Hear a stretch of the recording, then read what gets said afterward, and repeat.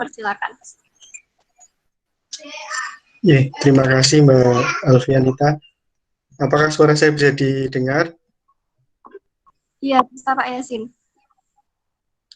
Ya, baik, terima kasih. Assalamualaikum warahmatullahi wabarakatuh. Selamat pagi, salam sejahtera untuk kita semua. Terima kasih, saya sudah diberi kesempatan untuk memberikan sambutan.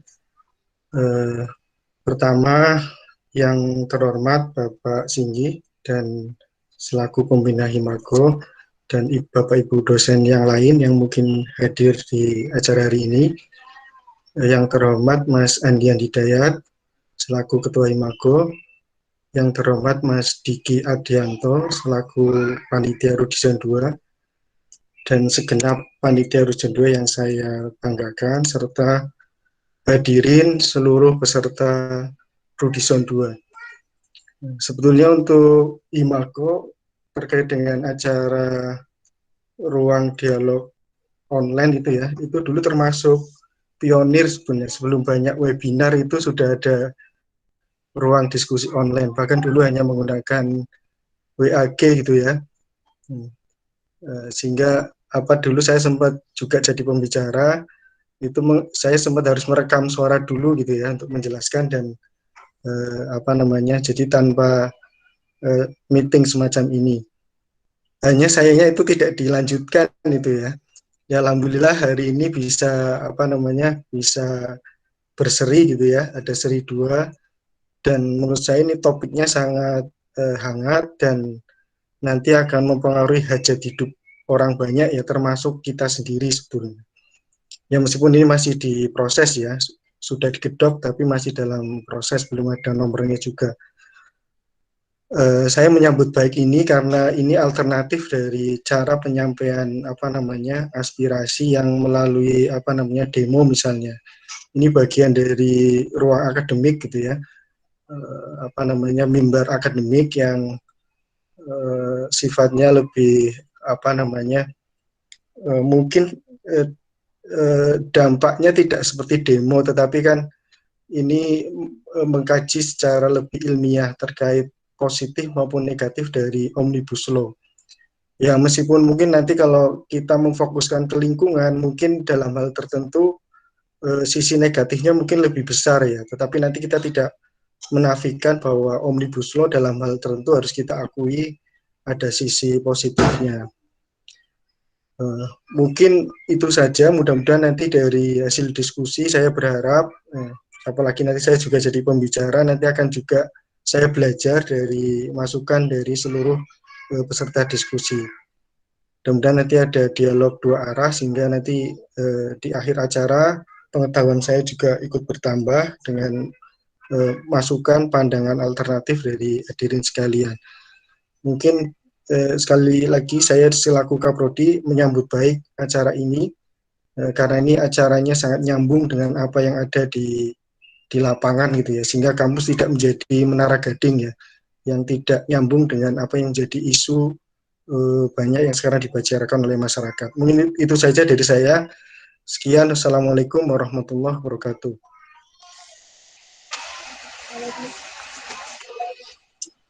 Terima kasih kepada Bapak Yasin selaku dalam studi pendidikan geografi FKG UNS yang memberikan sambutan. Selanjutnya yaitu pembacaan misi moderator. Perlu diketahui teman-teman bahwa di pamflet moderatornya itu Mas Irwan Saputra 1 dan 5 hal. Mas Irwan Saputra digantikan oleh Mas Andian Hidayat. Perkenalkanlah saya membacakan kurikulum vitae dari Andian Hidayat.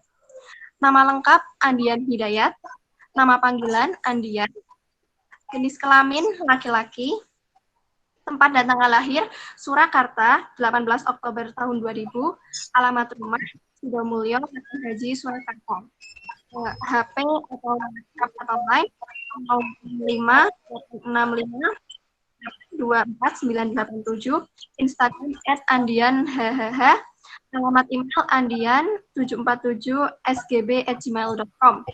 Agama Islam, moto hidup menjadikan setiap detik sebagai pengalaman serta menjadikan setiap pengalaman menjadi sebuah guru.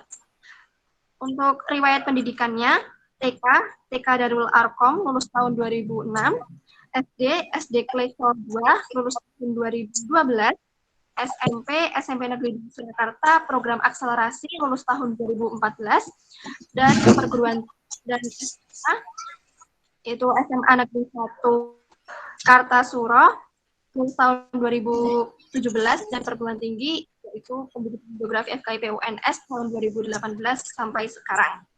Pengalaman organisasi yaitu MRI Aksi Cepat Tanggap Solo sebagai anggota tahun 2018 sampai sekarang, Himpunan Mahasiswa Geografi Staf PSDM tahun 2018 tahun 2019, Sentra Kegiatan Islam atau SKI FKIP UNS Staf Kaderisasi tahun 2018-2019, Biro Asistensi Agama Islam AAI FKIP UNS sebagai staf DPA tahun 2018 tahun 2019, lalu Himpunan Mahasiswa Geografi Sentra Kegiatan Islam atau SKI FKIP UNS sebagai staf PR tahun 2019 sampai sekarang, lalu Himpunan Mahasiswa Geografi atau HIMGO sebagai Ketua Umum tahun 2019 sampai sekarang. Yang terakhir, Partai Kampus Akademia sebagai Presiden Partai tahun 2020 sampai sekarang. Kepada Saudara Andian Hidayat, selaku moderator, kami persilakan untuk memimpin kegiatan. Cek, apakah suara saya terdengar? Iya, terdengar Mas Andian, monggo. Terdengar Mas. Baik, terima kasih kepada pembawa acara yang telah mempresent saya. Sebelumnya, perkenalkan saya Andian Hidayat yang akan menggantikan ya, sekaligus memohon maaf karena pada pagi hari ini yang terpamflet Rudison yaitu Mas Irwan Saputra pada hari ini berhalangan hadir ya karena istrinya terdapat sebuah peristiwa yang menyebabkan beliau tidak bisa mengikuti kegiatan Rudison pada pagi hari ini. Baik, Assalamualaikum warahmatullahi wabarakatuh. Bismillahirrahmanirrahim. Selamat pagi semuanya. Salam sejahtera bagi kita. Om Swastiastu, Namo Buddhaya, salam kebajikan. Yang terhormat, Kepala Program Studi Pendidikan Geografi FKIP UNS sekaligus pembicara Rudison 2 pada pagi hari ini, yaitu Bapak Dr. Yasin Yusuf, SSI MSI. Yang saya hormati, Pembina Himago FKIP UNS periode 2020, Bapak Singgih Priyadi, SPD MPD. Yang saya hormati, Bapak Ibu dosen Pendidikan Geografi FKIP UNS, serta yang saya sayangi dan saya banggakan, teman-teman peserta Rudison 2 pada pagi hari ini. Pertama-tama, puja dan puji syukur kehadirat Allah Ta'ala, berkat limpahan rahmat dan hidayahnya, kita bisa berkumpul pada pagi hari ini dalam satu wadah yang sama, dalam satu ruang bersama, semoga kita semua yang mengikuti diskusi pada hari ini bisa berdiskusi dengan lancar, dengan seksama, dan juga senantiasa diberikan kesehatan oleh Allah Ta'ala. Amin ya Rabbal Alamin. Kedua, selawat serta salam semoga senantiasa tercurah limpahkan kepada Nabi Agung Nabiullah Muhammad SAW. Semoga kita semua senantiasa mendapatkan syafaat nantinya di hari akhir nanti. Amin ya Rabbal Alamin. Baik, sebagai moderator, izinkan kembali saya untuk memperkenalkan diri terlebih dahulu. Saya Andian Hidayat, sebagai mahasiswa pendidikan geografi 2018 dan juga sebagai Ketua Umum Himago FKIP UNS periode 2020. Pada hari ini, Rudison 2 mengangkat tema yaitu meneropong dampak Omnibus Law terhadap lingkungan. Perihal pembahasan Omnibus Law, sebenarnya juga time size-nya sudah berjalan cukup lama. Mulai dari adanya pendapat awal, gagasan awal dari Bapak Presiden kita di waktu awal dahulu, kemudian time series-nya senantiasa berjalan hingga pada hari ini, kemarin tanggal 5 Oktober, itu sudah disahkan. Tetapi selama keberjalannya ini pun juga mengalami beberapa polemik di dalamnya. Nah, polemik tersebut terlebih di bidang lingkungan akan kita bahas bersama di Rudison 2 ini. Namun sebelum itu, saya akan membacakan kurikulum vitae dari pemateri pada pagi hari ini, yaitu Bapak Yasin Yusuf. Sebelumnya saya mohon kepada panitia untuk bisa membagikan layarnya untuk saya bacakan CV dari Pak Yasin.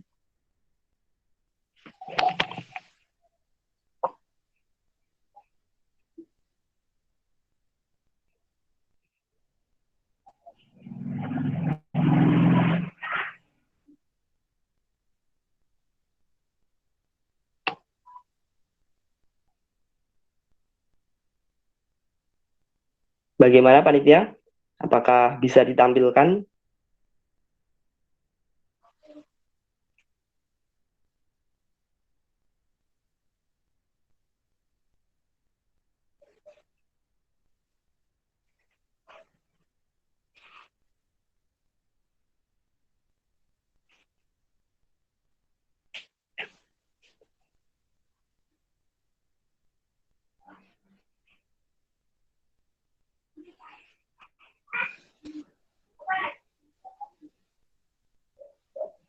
Baik, sudah ditampilkan oleh akun Himago UNS Channel.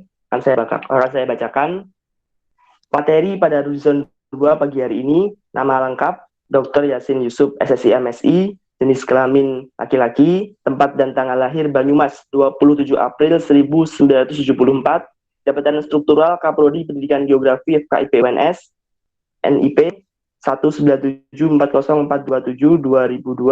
12-1001, NIDN 00270474407 nomor judul penelitian pada tahun 2019, yaitu pengembangan kelurahan tangguh bencana mandiri di Kota Surakarta, Provinsi Jawa Tengah untuk penguatan resiliensi masyarakat terhadap bencana banjir.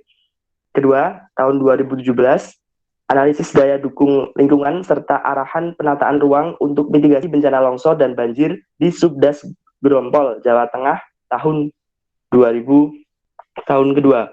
Untuk yang ketiga yaitu tahun 2016, analisis daya dukung lingkungan serta arahan penataan ruang untuk mitigasi bencana longsor dan banjir di Subdas Grompol, Jawa Tengah tahun pertama. Riwayat pendidikan, sarjana 1, nama perguruan tinggi UGM, S2 UGM, S3 ITB.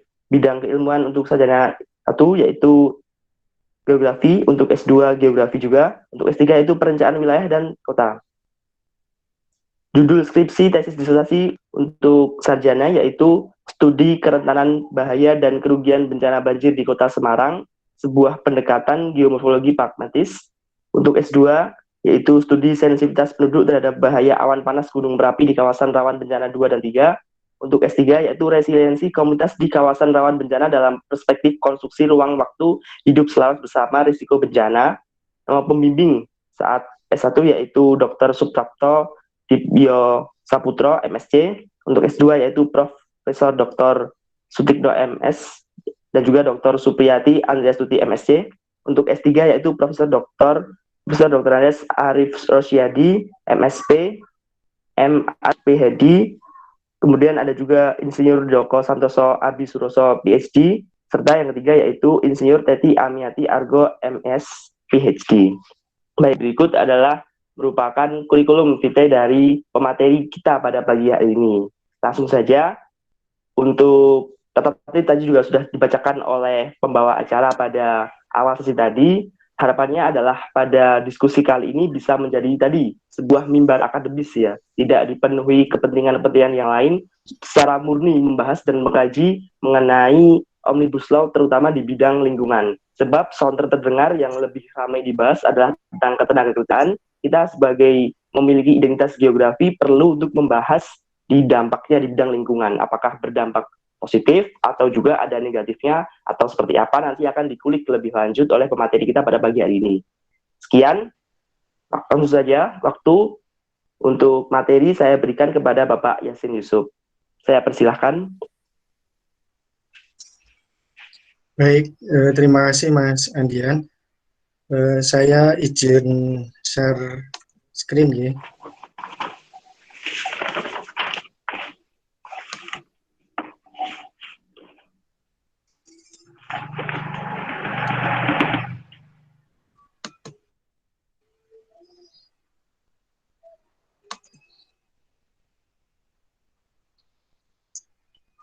apakah share screen saya sudah bisa dilihat?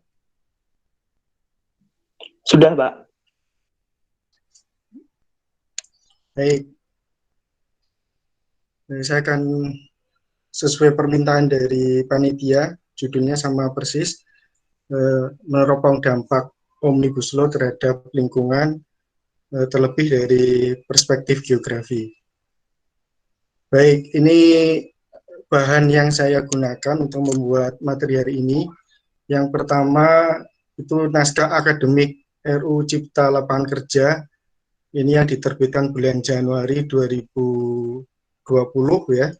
Ini ada 2.200-an halaman. Kemudian ini saya coba mencari yang terakhir untuk rancangan undang-undang cipta kerjanya, itu yang sekitar 860-an halaman itu ya, yang diserahkan ke Presiden, sehingga insya Allah ini yang terbaru. Nah, kemudian karena kita akan bicara tentang lingkungan, sehingga tidak bisa dilepaskan dari Undang-Undang Nomor 32 tahun 2009 tentang perlindungan dan pengelolaan lingkungan hidup. Nah, ini saya juga mengambil ini dari pemerintah sendiri, dari Kementerian Kehutanan ya dan Lingkungan Hidup, tentang pendapat awal mereka terhadap Omnibus Law. Terus karena kita bicara lingkungan, yang penting juga terkait dengan kehutanan itu juga penting, karena nanti ada beberapa perubahan dan peruntukan kawasan itu cukup berdampak terhadap lingkungan, sehingga ini menurut saya juga harus dilihat, sehingga undang-undang di sini pun perlu dilihat nanti apa yang dirubah oleh undang-undang Omnibus Law. Nah, kemudian beberapa literatur ya, ini saya ada disertasi ini yang Production of Space and Construction of Frontier. Jadi ini terkait dengan bagaimana ruang itu diproduksi tadi ya, terkait dengan sumber daya yang ada di ruang itu untuk dieksploitasi itu ya, melalui izin ya. Kemudian ada juga terkait dengan species of extraction. Nah, ini juga bagaimana di Amerika Latin ada ekstraksi terhadap sumber daya yang ada di sana, khususnya melalui tambang ya, ada sekian tambang. Kemudian karena kita dari geografi, sebetulnya produksi ruang itu sendiri adalah proses urbanisasi sebetulnya. Tapi urbanisasi dalam pengertian urbanisasi yang planetary urbanization. Jadi planetary urbanisasi yang sifatnya extended ya, bukan aglomerasi kota, tetapi bagaimana ruang-ruang pinggiran itu dijadikan sebagai ruang-ruang ekstraksi misalnya, itu juga contoh dari urbanisasi sebetulnya. Sehingga nanti saya akan mengkaitkan dengan urbanisasi. Mungkin sekarang masih agak abstrak, tapi mudah-mudahan nanti bisa dilihat lebih jelas. Nah, ada beberapa pakar lingkungan yang saya ambil juga, ada Pak Haryadi dari profesor dari IPB, kemudian ada aktivis lingkungan yang saya juga ambil beberapa pendapatnya. Nah, jadi kira-kira itu yang akan saya ramu untuk membahas Omnibus Law, dampak Omnibus Law terhadap lingkungan. Baik, pertama kita lihat dulu substansi Omnibus Law Cipta Kerja. Jadi yang utama dari Omnibus Law sebenarnya terkait dengan penyederhanaan perizinan sebetulnya.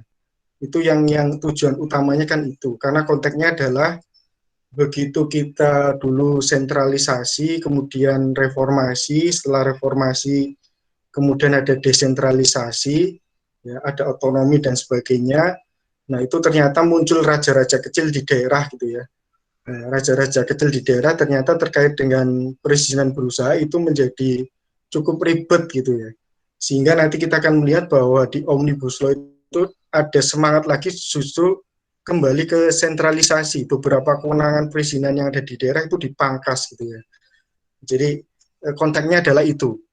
Karena tadi biar isinya cepat selesai dan investasi bisa segera bergerak. Itu Terus kedua, ini beberapa klaster di Omnibus Law yang lain, ada persyaratan investasi, ketenaga kerjaan yang tadi sudah disinggung oleh moderator itu ya. Kemudian ada kemudahan dan perlindungan UMKM. Ini UMKM nampaknya beberapa, ini sisi positif dari Omnibus Law terkait dengan UMKM, nampaknya ada juga pemihakan gitu ya. Meskipun mungkin nanti ada juga yang perlu dikritisi gitu ya. Kemudian ada kemudahan berusaha dan seterusnya. Tetapi untuk pembahasan dari ini mungkin yang relevan adalah 3 paling tidak ya. Penyederhanaan berizin berusaha, kemudian pengadaan lahan, kemudian kemudahan proyek pemerintah. Ya. Penyederhanaan perizinan terkait dengan lingkungan hidup dan kehutanan, itu bidang lingkungan hidup, bidang hutan, kemudian pengadaan lahan, kemudian penggunaan kawasan hutan. Nah ini nanti semacam dulu ada batas minimal untuk wilayah hutan di suatu DAS 30%.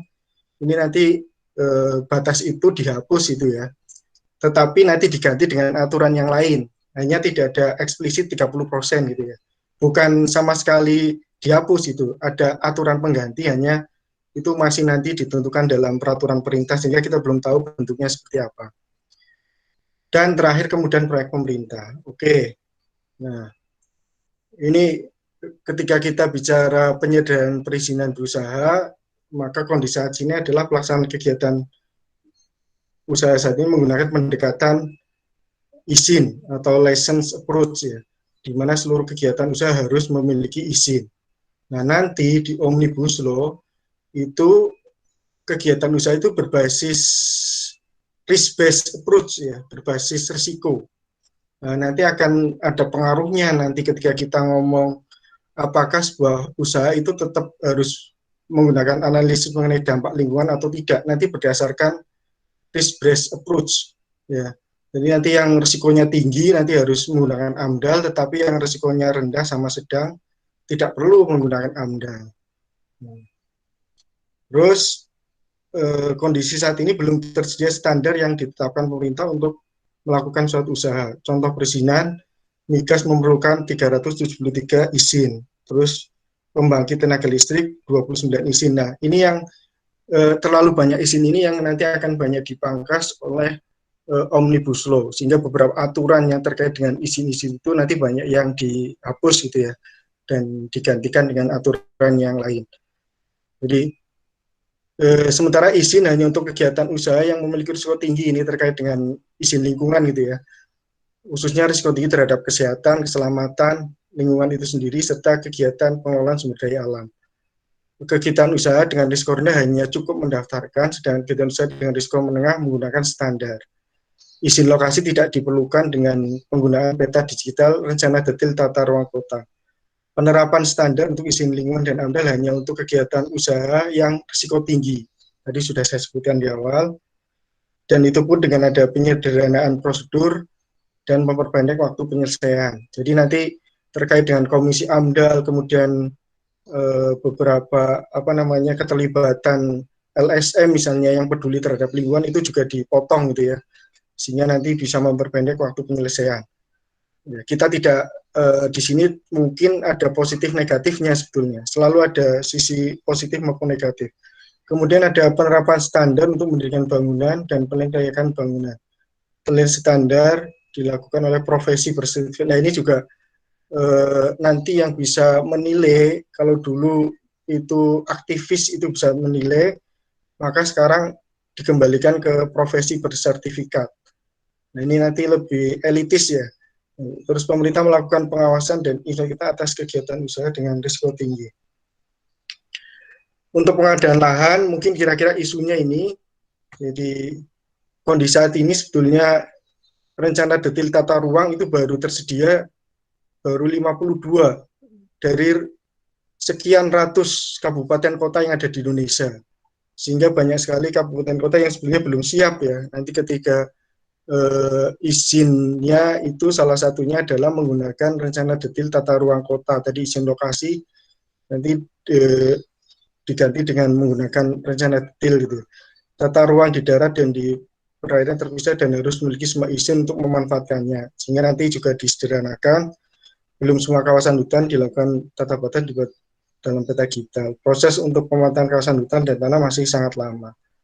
Nah, di Omnibus Law itu ada kehendak untuk ada percepatan penyelesaian rencana detail tata ruang kota digital di seluruh wilayah Indonesia. Karena nanti akan dijadikan tadi sebagai ganti izin lokasi gitu ya. Sehingga hanya perlu dicek di rencana tata ruang apakah sudah sesuai atau belum. Terus ada pengintegrasian rencana tata ruang dan rencana tata ruang baik perairan maupun pulau kecil. Terus ada fleksibilitas terhadap perubahan tata ruang untuk kepentingan pembangunan dan ekonomi nasional. Terus ada, nah ini yang terkait dengan mungkin nanti yang beberapa pasal akan saya soroti adalah terkait dengan kemudahan penggunaan kawasan hutan. Nanti juga ada akan peta digital kawasan hutan, kemudian dan percepatan perizinan izin penggunaan kawasan hutan, izin pinjam pakai kawasan hutan, dan pelepasan kawasan hutan. Nah ini nanti yang mungkin terkait dengan tema kita itu cukup relevan karena nanti dampak lingkungan itu akan sangat nampak di sini. Gitu. Kemudian ada kemudahan pengadaan tanah, kemudahan dan percepatan perizinan, hak pengelolaan lahan, hak guna bangunan, hak guna usaha, dan hak pakai. Gitu ya. Kemudian Omnibus Law juga intinya kemudahan proyek pemerintah. Jadi pemerintah bertanggung jawab menyediakan lahan, baik tanah maupun kawasan hutan yang diperlukan dalam pelaksanaan proyek. Terus pemerintah menyediakan seluruh perizinan yang diperlukan. Jadi pelaku usaha tinggal melaksanakan proyek ya. Bahkan di berita terbaru itu ada bank tanah yang sudah disediakan pemerintah, salah satunya bagi investor asing itu bisa gratis itu ya. Mungkin bukan hanya untuk asing saja. Terkait lahan sudah pemerintah yang menyediakan, pokoknya tinggal usaha lah namanya semacam itu. Oke, kita sekarang akan mulai detail ya, biar apakah benar-benar di Omnibus Law itu ada semacam ini, luas kawasan hutan yang harus dipertahankan. Kalau di pasal 8 ya, ayat 2 di Undang-Undang Kehutanan itu ada bunyi eksplisit minimal 30% dari luas daerah aliran sungai itu harus dipertahankan gitu ya. Nah, kita lihat ini di Undang-Undang Kehutanan yang lama, ini di pasal 2 ini kan minimal 30% dari luas daerah aliran sungai dan atau pulau dengan sebaran yang proporsional itu dipertahankan. Ini eksplisit. Nah, tetapi di Omnibus Law atau Undang-Undang Cipta Kerja di pasal 2 itu dihilangkan. Bunyi eksplisit 30%-nya tidak ada lagi. Hanya pemerintah pusat mengatur luasan kawasan yang harus dipertahankan sesuai kondisi fisik dan geografis daerah aliran sungai. Itu ya, jadi ada penghilangan bunyi 30%.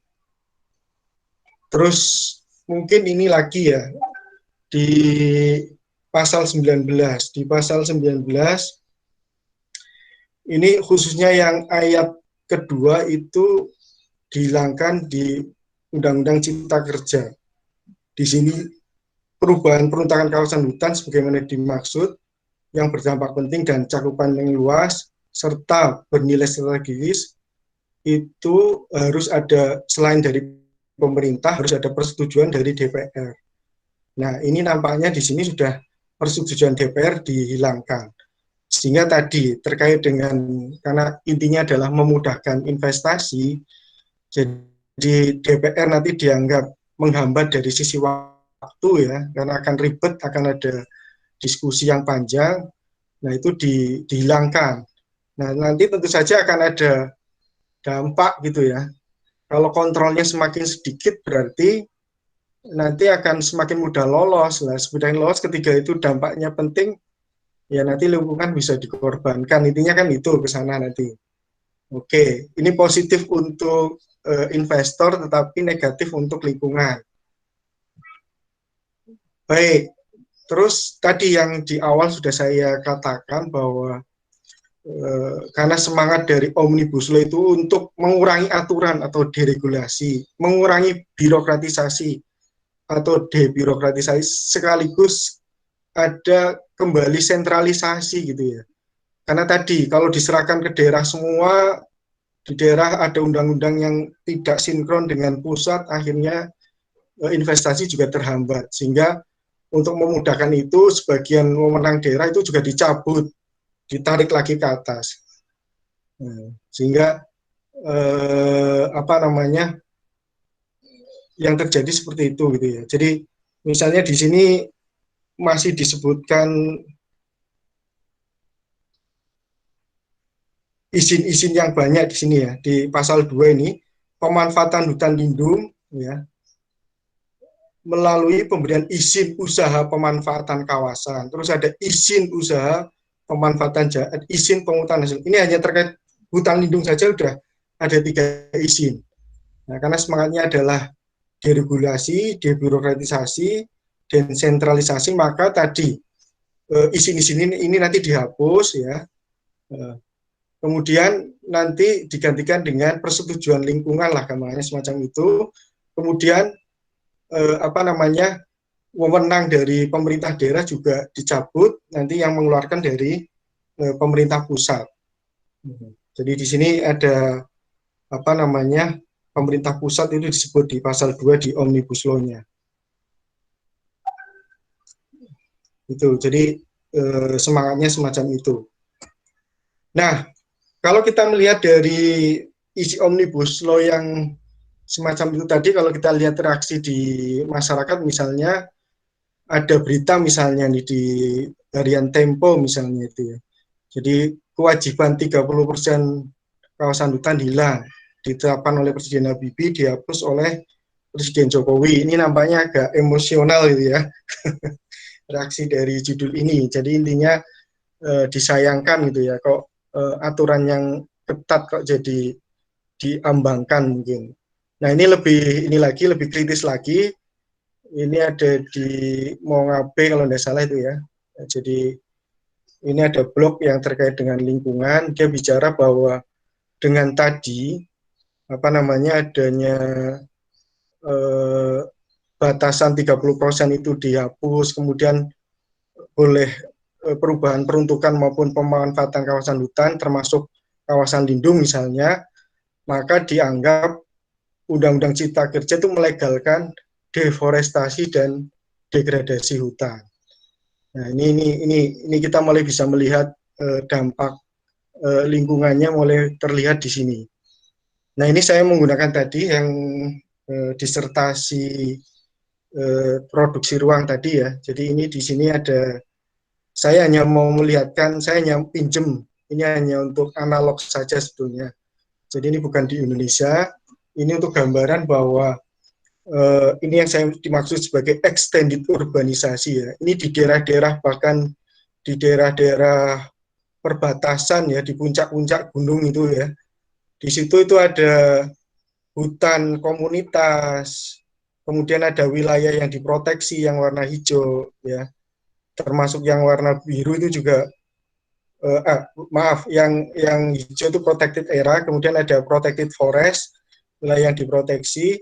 Nah, tetapi di sisi lain ada konsesi tambang, itu yang apa namanya, yang arsirnya ke kanan itu. Kemudian ada konsesi ekonomi yang lain, lahan ekonomi yang lain, misalnya untuk perkebunan sawit dan sebagainya. Nah, kita lihat beberapa konsesi itu akan nabrak ke wilayah-wilayah yang dilindungi tadi, ya baik hutan lindung maupun apa namanya, wilayah yang diproteksi kawasan penyangga misalnya. Nah, termasuk dengan beberapa kampung di masyarakat itu ya, sehingga nanti tentu saja di lapangan itu akan ada konflik sebetulnya. Ya, konflik antara tadi yang memiliki konsesi ya, apakah konsesi tambang atau untuk perkebunan ya, dengan masyarakat lokal. Ya. Ini mungkin yang memiliki konsesi bisa saja investor asing gitu ya, atau investor dalam negeri. Nah, kita akan lihat yang contoh di Indonesia.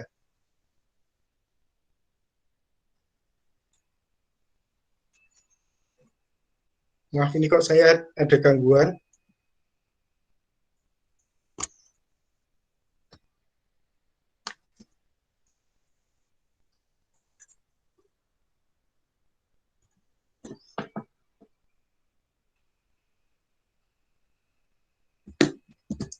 Mas Andian, apakah suara saya masih bisa didengar? Masih terdengar, Pak. Tetapi untuk Oke. slide-nya, Ini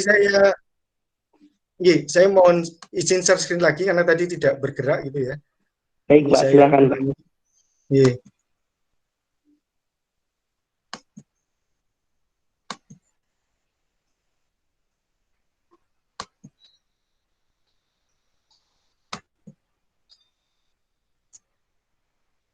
Apakah share screen saya masih bisa dilihat? Sudah terlihat kembali, Pak. Nah, baik.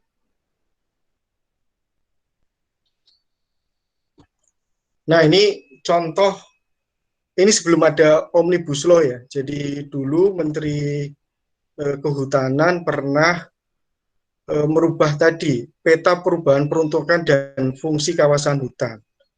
Nah, tadi kita lihat untuk perubahan peruntukan dan fungsi kawasan itu sudah dilegalisasi di Omnibus Law. Jadi dengan ada sentralisasi gitu ya, sehingga nanti akan lebih mudah lagi untuk perubahan. Nah, nanti ini di lapangan seperti yang saya tadi gambarkan di negara lain tadi ya, di Kamboja kalau tidak salah. Nah, di masyarakat yang mereka rasakan ketika ada peta ini, itu seperti disuarakan koalisi masyarakat sipil untuk tata ruang yang adil dan berlanjutan itu menilai bahwa SK perubahan peruntukan dan fungsi kawasan itu apa namanya tak lebih hanya tata ruang yang sangat pro bisnis ya. Nah, surat keputusan ini hanya menjadi sarana pemutihan konsesi perkebunan sawit di kawasan hutan dan mengabaikan ruang hidup warga. Jadi misalnya di sini ada komunitas adat misalnya yang sangat tergantung sumber daya, ketika hutannya kemudian dijadikan lahan sawit, mereka tidak bisa hidup nanti. Karena mereka hidupnya mungkin tadi dengan mengambil hasil hutan misalnya untuk hidupnya gitu ya. Tetapi kemudian ketika itu menjadi perkebunan monokultur misalnya, mereka tentu saja akan tergusur gitu ya. Dan karena pemerintah apa namanya cenderung pro bisnis sehingga masyarakat cenderung tergusur. Nah, itu dari sisi masyarakat, dari sisi lingkungan kita juga tahu bahwa banjir bandang ya di daerah-daerah yang banyak perubahan terjadi lahan sawit itu semakin sering terjadi gitu ya. Banjir-banjir apa namanya ya tidak harus banjir bandang ya, banjir-banjir yang cukup besar itu sering terjadi di sini ya karena tadi wilayahnya itu kan jadi yang tadinya hutan gambut kemudian diratakan jadi lahan sawit gitu ya, atau untuk tambang batu bara dan sebagainya. Nah, ini dari izin ini kemudian saya lihat di daerah yang sama. Nah, ini 7 perusahaan pembakar hutan lahan dan lahan di Kalbar akan diseret ke pengadilan. Jadi kebanyakan pemegang konsesi hutan itulah yang tadi membakar dalam jumlah luasan yang sangat besar. Memang masyarakat juga ikut membakar, tetapi luasannya kecil. Nah, di sini ada keterangan sampai hampir 26.000 hektar ya, hanya di Kalbar ini. Ada 33 perusahaan yang membakar. Jadi intinya adalah apa namanya, ini belum ada Omnibus Law ya. Ini sudah semacam ini. Nah, nanti dengan adanya Omnibus Law yang semacam ini kemungkinan bisa lebih banyak ini. Karena kontrolnya tadi lebih apa namanya tidak lebih ketat gitu ya. Nah, jadi kira-kira ini teropong ke depan ya, maksudnya terkait dengan sektor kehutanan. Tanpa Omnibus Law, deforestasi dan degradasi hutan sudah sangat masif ya. Kita bisa melihat kebakaran hutan dan lahan itu tiap tahun ya, dan itu juga belum tahu penyelesaiannya seperti apa. Bencana hidrometeorologis juga semakin banyak ya, karena tadi banyak hutan yang sudah beralih fungsi. Nah, ini yang lebih banyak lagi terkait dengan konflik lahan dan agraria, maaf ini bukan agrarian ya, itu juga sangat mengkhawatirkan ya. Jadi apa namanya konflik antara masyarakat lokal dengan pihak keamanan ya, polisi maupun tentara itu sangat sering terjadi.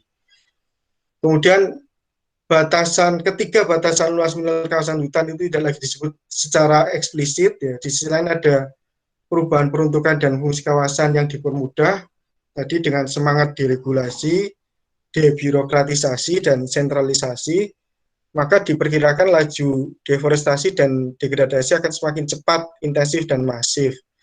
Sehingga dikhawatirkan permasalahan kebakaran hutan dan lahan, bencana hidrometeorologi dan konflik lahan dan agraria akan semakin bertambah banyak dan besar. Nah ini kira-kira ke depan tanpa omnibus law pun kita sudah bisa merasakan semacam ini. Nah kira-kira ketika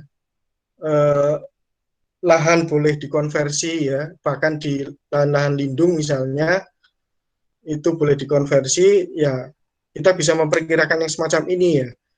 Tentu saja ini negatif untuk lingkungan, tapi positif untuk investor, karena investor menjadi dipermudah. Selalu ada dua sisi itu sebenarnya. Baik, Ji, monggo. Halo. Baik, saya lanjutkan. Ini terkait dengan undang-undang lingkungan ya. Terkait dengan undang-undang lingkungan, Undang-Undang Nomor 332 tahun 2009, perlindungan dan pengelolaan lingkungan hidup. Nah, ini ada perubahan terminologi yang tadinya izin lingkungan menjadi persetujuan lingkungan. Jadi lagi-lagi ini saya hanya copy paste dari Undang-Undang Cipta Kerja itu dalam rangka memberikan kemudahan bagi setiap orang dalam memperoleh persetujuan lingkungan. Undang-undang ini mengubah, menghapus, dan menetapkan pengaturan baru beberapa ketentuan terkait perizinan berusaha yang diatur dalam Undang-Undang Perlindungan Lingkungan. Nah, ini misalnya masih di pasal 1 ya. Ini ada apa namanya? Izin lingkungan itu, ini yang atas itu yang di Undang-Undang lama. Ya, di Undang-Undang 32 atau Undang-Undang tadi terkait dengan lingkungan. Kemudian yang di bawah itu yang di Undang-Undang Cipta Kerja. Nah, kalau kita lihat di sini ada beda istilah, yang tadinya izin lingkungan diganti menjadi persetujuan lingkungan. Nah, jadi izin lingkungan adalah izin yang diberikan kepada setiap orang yang melakukan usaha atau kegiatan wajib AMDAL atau UKL-UPL. Nah, dalam rangka perlindungan dan pengelolaan lingkungan hidup sebagai prasyarat untuk memperoleh izin usaha atau kegiatan. Kemudian yang kedua ini dihapus ini ya. Izin usaha atau kegiatan ini tidak ada lagi di Undang-Undang Cipta Kerja, kemudian diganti dengan persetujuan lingkungan adalah keputusan kelayakan lingkungan hidup atau pernyataan kesanggupan pengelolaan lingkungan hidup yang telah mendapatkan persetujuan dari pemerintah pusat atau pemerintah daerah. Nah ini pengertian AMDAL juga sedikit berubah, yang warna biru itu relatif sama gitu ya, tetapi yang warna hitam menjadi sedikit berbeda. Diperlukan bagi proses pengambilan keputusan tentang penyelenggaraan usaha atau kegiatan, yang di sini digunakan sebagai prasyarat pengambilan keputusan tentang penyelenggaraan usaha dan atau kegiatan serta termuat dalam perizinan berusaha atau persetujuan pusat atau pemerintah daerah. Oke, kita lanjut dulu ya, biar kita betul-betul mendasarkan apa yang tersurat di Undang-Undang Cipta Kerja maupun di Undang-Undang lama. Nah ini di Undang-Undang Lingkungan Hidupnya ini yang pasal 24, kemudian di Undang-Undang Cipta Kerjanya yang sebelah kanan ini. Jadi terkait dengan AMDAL, apa namanya, yang tadinya merupakan dasar penetapan keputusan kelayakan lingkungan hidup. Nah, di sini uji kelayakan lingkungan hidup untuk rencana usaha atau kegiatan. Nah ini dibentuk oleh lembaga uji kelayakan lingkungan hidup pemerintah pusat. Nah, jadi ini sekarang wewenangnya di pemerintah pusat. Tim uji kelayakan hidup terdiri dari unsur pemerintah pusat, pemerintah daerah, dan ahli bersertifikat. Nah ini menghilangkan unsur pemerhati lingkungan ya, termasuk masyarakat yang tadinya ada komisi AMDAL ini ya. Nah, komisi AMDAL juga dihapus, diganti menjadi tim uji kelayakan lingkungan. Nah, kemudian pemerintah pusat dan daerah menetapkan keputusan kelayakan lingkungan hidup berdasarkan hasil uji. Oke, kita lihat lagi, ini terkait dokumen AMDAL masih hampir sama, hanya bedanya di saran masukan serta tanggapan masyarakat terkena dampak langsung. Kalau dulu masyarakat secara luas. Nah, masyarakat secara luas itu nanti termasuk bukan yang terkena dampak, tetapi orang yang pemerhati lingkungan itu juga bisa masuk memberikan masukan lah. Ya di sini misalnya ya. Di sini yang terkena dampak ini masyarakat, pengertian masyarakat itu yang terkena dampak pemerhati lingkungan yang terpengaruh atas segala bentuk keputusan dalam proses AMDAL. Nah, sekarang hanya diganti masyarakat yang kena dampak langsung. Jadi tadi semangatnya lagi-lagi karena kalau melibatkan ini semua itu nanti waktunya menjadi lama gitu ya. Apalagi kalau masyarakat itu misalnya masyarakat di perbukitan Kendeng ya yang terkena dampak pabrik semen. Itu kan juga berkolaborasi dengan tadi LSM ya bukan hanya dari daerah mana Rembang gitu ya, tetapi dari daerah Jakarta, dari daerah manapun yang ikut peduli itu juga bahkan mereka kadang-kadang datang ke sana ya, ikut mendampingi. Ya, dan dari Kendeng pun juga berjuangnya bukan hanya di sekitar itu sampai ke Jakarta misalnya. Nah, nanti ke depan yang semacam itu mungkin akan lebih sulit gitu ya, karena tidak diizinkan. Nah, kemudian ada ayat 2 ini yang pelibatan masyarakat harus berdasarkan prinsip pemberian informasi yang lengkap, transparan, ini juga dihapus. Jadi, nah ini pasal 29 terkait dengan, yang dihapus ya, terkait dengan komisi penilai AMDAL tadi yang dihapus diganti tadi, tim uji kelayakan ya, yang juga tidak melibatkan pemerhati lingkungan. Nah, kemudian izin lingkungan juga dihapus digantikan dengan persetujuan tadi ya, persetujuan lingkungan. Baik, kalau kita lihat di berita itu ada dari unsur pemerintah, izin lingkungan sebenarnya tidak dihapus, ya, tetapi diganti persetujuan lingkungan. Tapi nanti di masyarakat rata-rata memang eksplisit dihapus, hanya digantikan memang. Nah, ini tadi ada sentralisasi gitu ya, jadi ada judul semacam ini, wewenang Pemda berizin lingkungan hilang. Karena tadi Pemda masih dilebatkan, tetapi komandonya dari pusat.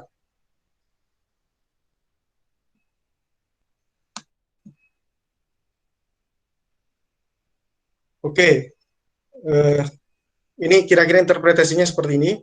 Jadi bedanya izin lingkungan dan persetujuan lingkungan. Izin lingkungan tadi memang dihapus ya pasalnya, termasuk dalam ketentuan umum ya, dan menggantinya dengan persetujuan lingkungan seperti yang sudah kita lihat tadi, yang menjadi bagian dari perizinan berusaha. Kemudian apa beda izin lingkungan dan persetujuan lingkungan? Secara semantik izin berkonotasi otoritas, sementara persetujuan sekedar kesepakatan.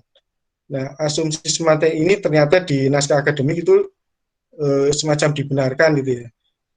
Karena maunya ramah investasi, maka Undang-Undang Cipta Kerja itu mengubah pendekatan dari awalnya license based menjadi risk based. Tadi seperti di awal sudah saya kemukakan sekilas. Nah, berdasarkan risk based tadi, maka ada usaha yang berisiko tinggi, sedang, dan rendah. Risiko sedang dan rendah hanya cukup pernyataan kesanggupan memenuhi standar lingkungan yang akan ditentukan oleh peraturan pemerintah, kemudian mendapatkan persetujuan lingkungan. Sementara risiko tinggi harus melalui tetap uji AMDAL gitu ya. Nah, yang dikhawatirkan seperti dalam naskah akademik, pemerintah nantinya akan menyusun matrik risiko dengan membandingkan tingkat kerusakan dan kemungkinan kepatuhan. Nah, yang dikhawatirkan ketika pemerintah hanya fokus pada kemungkinan kepatuhan, konsekuensinya jika ada sebuah bisnis berpotensi tinggi merusak lingkungan, tapi pemerintah menganggap perusahaan itu memiliki komitmen yang tinggi ya untuk patuh misalnya, maka matriknya menjadi sedang. Nah, kalau matriknya sedang nanti tidak perlu apa namanya AMDAL. Jadi di sini ada level bahaya. Level bahayanya tinggi, harusnya kan H. Tetapi karena tadi komitmen dia untuk mematuhi tadi peraturan tadi itu tinggi, ya. Jadi yang di sini rendah sampai sana itu tinggi, maka apa ininya menjadi ini ya, komplainnya itu tinggi, maka ini menjadi bisa low medium. Kalau low medium kan berarti rendah resikonya. Ini resikonya ini ada resiko tinggi, high gitu ya, upper medium, medium sama low. Nah ini kalau bahayanya tinggi pun resikonya bisa menjadi rendah ketika tadi perusahaan berkomitmen untuk memenuhi tadi aturan-aturan itu.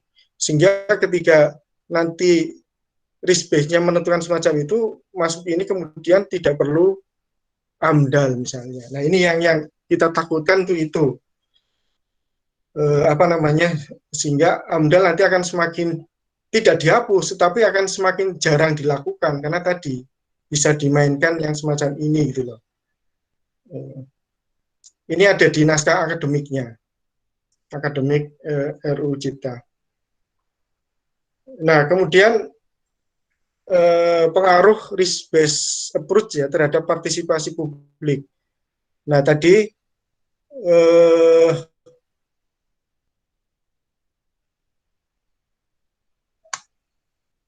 karena tadi fungsi pada efisiensi sumber daya pemerintah hanya fokus pada bisnis risiko tinggi ya.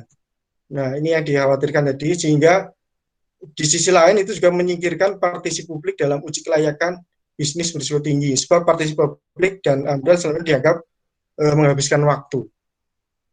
Nah, yang dari pendekatan yang baru itu juga cenderung fokus pada kuratif ya, bukan preventif. Kalau izin tadi kan dia harus ini dulu ya, sudah ketahuan dulu bahwa setelah diuji AMDAL kemudian memang semuanya oke baru bisa ini. Kalau ini kan bisa saja diberi izin dulu terus baru dipantau gitu loh. Sehingga nanti baru ketika melanggar baru ditegur, itu yang dikhawatirkan itu semacam itu. Karena AMDAL diintegrasikan ke dalam proses agar bisnis bisa beroperasi lebih cepat, proses penilaian hanya melibatkan birokrat dan ahli bersertifikat. Nah ini tadi, tidak melibatkan lagi ahli lingkungan ya yang punya kepedulian, LSM dan sebagainya. Bahwa benar dalam Omnibus Law Ciptaker perusahaan yang kemudian melanggar itu bisa dicabut izinnya. Tapi ini kalau betul-betul sudah terbukti merusak lingkungan. Nah ini dikritik oleh ahli lingkungan bahwa fokusnya bukan pada pencegahan tapi pengobatan.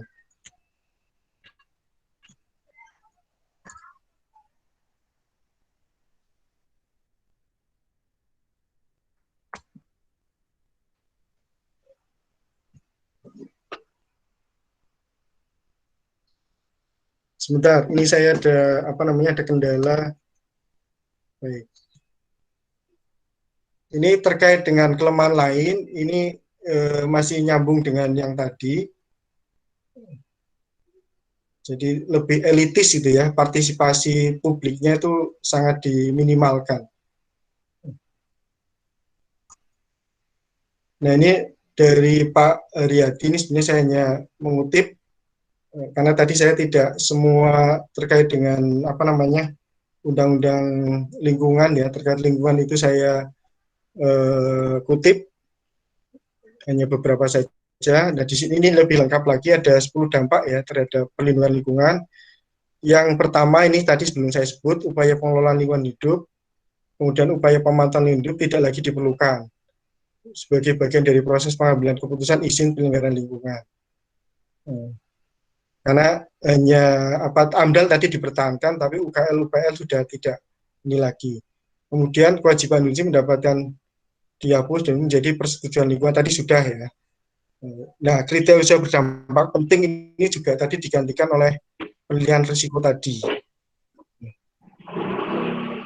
Mohon maaf Pak Yasin, Dalam, untuk tampilan slide-nya belum ditampilkan kembali Pak. oh gitu, sebentar Mas. Baru saja tertutup tadi. Ye.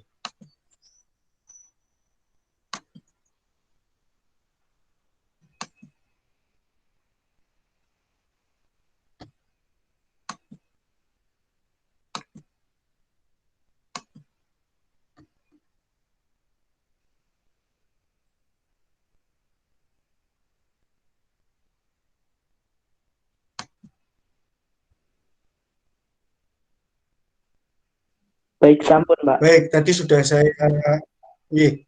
Baik, tadi saya sudah tayangkan terkait dengan komisi AMDAL itu dihapus ya. Jadi diganti tim penilai tadi yang tadi tidak melibatkan pakar dan ahli lingkungan ya yang peduli terhadap itu. Kemudian pengawasan sanksi administrasi dijalankan oleh pemerintah pusat tadi ya. Sejalan dengan yang sudah saya tampilkan ada sentralisasi tadi. Terus jenis-jenis sanksi administrasi ada beberapa yang ditiadakan gitu ya. Oke, sekarang kita masuk terkait dengan geografi. Nah, ini saya akan menggunakan konsep dasar di geografi. Itu ada 3, ruang, place, and environment. Nah, bagaimana kita menempatkan tadi Undang-Undang Omnibus Law? Omnibus Law itu sebenarnya kan pengaturan. Nah, tadi terkait dengan aturan ketika kaitannya dengan apa nanti ada perizinan lingkungan dan sebagainya. Tadi ada pengaturan ruang sebetulnya. Di pengaturan ruang itu apa namanya? Kadang-kadang pengaturan ruang itu semakin tadi ya. Pengaturan-pengaturan seperti yang sudah kita bahas tadi, sisi partisipasi misalnya dan sebagainya itu agak dikurangi sehingga terkait dengan place itu kan tempat itu ya, tempat orang hidup misalnya.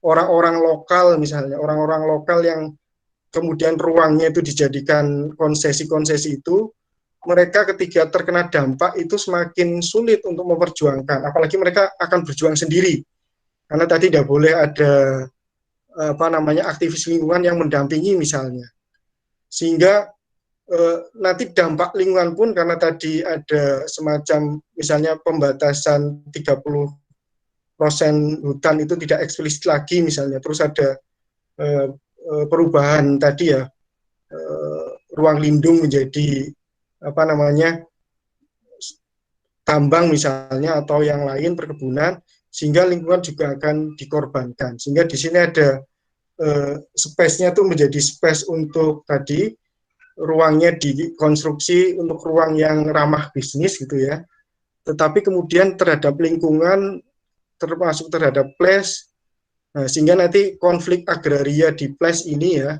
maupun dampak lingkungan itu akan semakin besar karena ruangnya seolah ruang itu sama dengan ruang ekonomi saja yang ditonjolkan. Ini cerita besarnya itu. Nah kemudian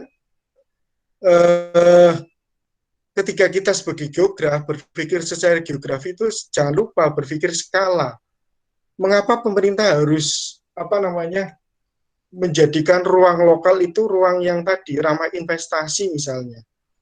Karena kita memang beberapa tahun terakhir ini kan memang kalah saing tuh ya dengan Vietnam misalnya. Ketika di Cina ada relokasi industri, kebanyakan tidak memilih ke Indonesia tetapi memilih ke Vietnam misalnya. Sehingga Omnibus Law ini kan sebenarnya dalam rangka kita mempercantik diri gitu ya, mempercantik diri secara aturan biar investor itu mau masuk ke kita karena kita dianggap tadi lebih ramah ya, termasuk tadi dari sisi bank tanah, pengadaan tanah misalnya, tanah bisa gratis misalnya untuk investor.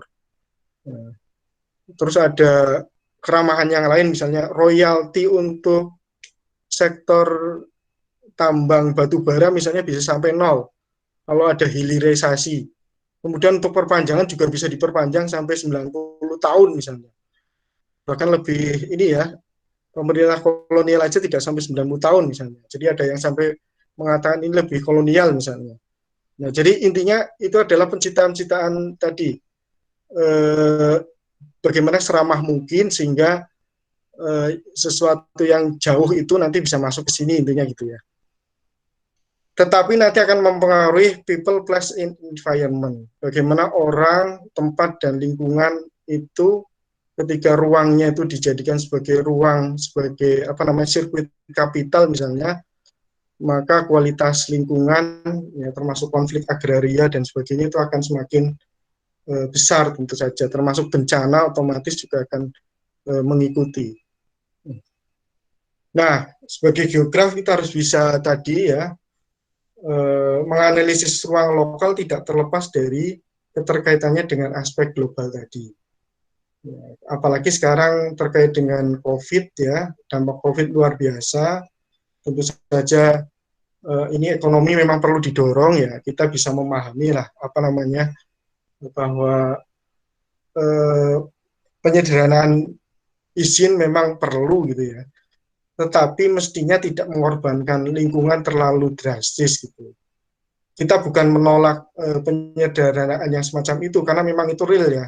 Ketika tadi ada desentralisasi, kemudian memang banyak terjadi raja-raja kecil di daerah yang bisa ada korupsi kebijakan sebetulnya, sehingga itu menghambat tadi investasi, sehingga memang perlu diatur melalui undang-undang semacam ini ya. Tetapi mestinya isinya tidak terlalu tadi ya mengorbankan ya.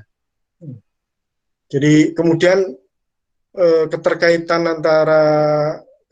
ruang itu juga harus selalu kita harus tahu konteks geologinya, ekologinya, historisnya, ekonomi, politik, dan budayanya.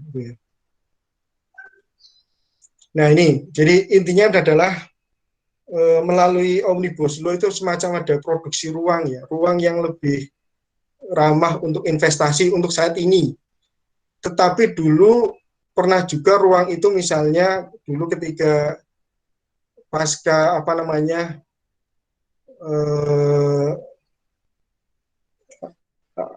bumi itu KTT bumi ya, ketika orang lagi seneng-senengnya isu pembangunan berkelanjutan, maka ruang-ruang tadi itu ada dijadikan sebagai taman nasional, lahan-lahan konservasi dan sebagainya. Begitu sekarang kita merasa ekonomi kita agak terhambat, kemudian lahan yang tadinya konservasi pun ya itu nanti yang lindung dan sebagainya itu bisa dijadikan tadi lahan usaha misalnya, paling tidak dimanfaatkan jasa lingkungannya dan seterusnya gitu ya. Sehingga representasi ruang resmi pun ini selalu berubah ya, tergantung konteks politik ekonomi sebetulnya dan konteks-konteks yang lain. Sehingga yang tadinya ruang konservasi bisa berubah menjadi ruang produksi dan sebagainya gitu.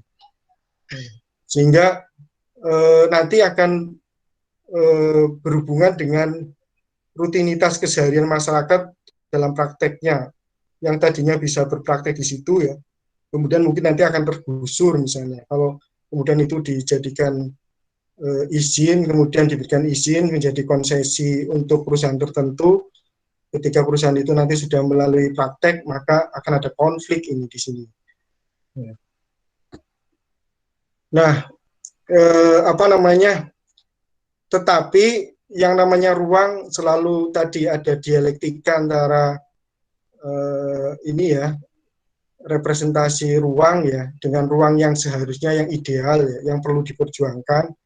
Nah, kita dalam rangka diskusi ini kan dalam rangka bicara tentang ideal space sebetulnya. Idealnya ya oke, kita ramah investasi tidak masalah gitu ya. Tetapi sebaiknya tetap juga ramah lingkungan gitu ya. Jadi ada dua-duanya itu dapat ya sesuai di semboyan. Begitu juga masyarakat tidak tergusur. Jadi antara keadilan ya, kemudian ekologi ya, kemudian bisnis itu bisa bareng sesuai konsep sustainable development lah ya, pembangunan berkelanjutan itu intinya. Jadi ruang sebaiknya jangan terlalu didominasi juga oleh ekonomi. Oke, ini sebetulnya masih banyak, tapi saya langsung saja ke ini ya, nanti biar nanti kita ada diskusi.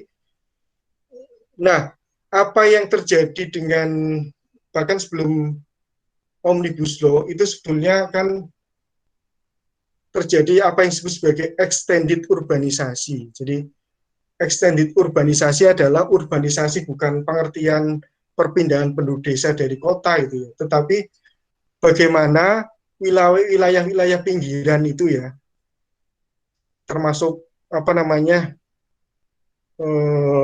wilayah beroperasinya Freeport itu di pegunungan sana itu ya, itu ada aktivitas tambang dan sebagainya, itu bagian dari apa yang disebut sebagai extended urbanisasi.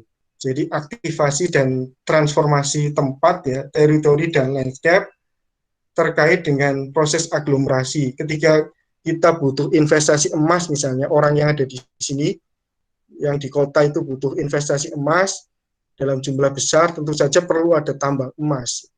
Nah, tambang emas itu untuk melayani ini sebetulnya. Ya, jadi kemudian extended itu juga wilayah hinterland misalnya. Orang-orang di Tawangmangu harus memproduksi sayur dan sebagainya untuk orang-orang yang tinggal di Solo misalnya, atau di tempat lain. Jadi antara concentrated dan extended urbanisasi sebenarnya itu saling ada dialektika itu ya. Nah, jadi perkebunan sawit dan sebagainya itu menjadi sangat luas itu karena kita menjadi eksportir terbesar sawit di dunia misalnya. Nah, kemudian beberapa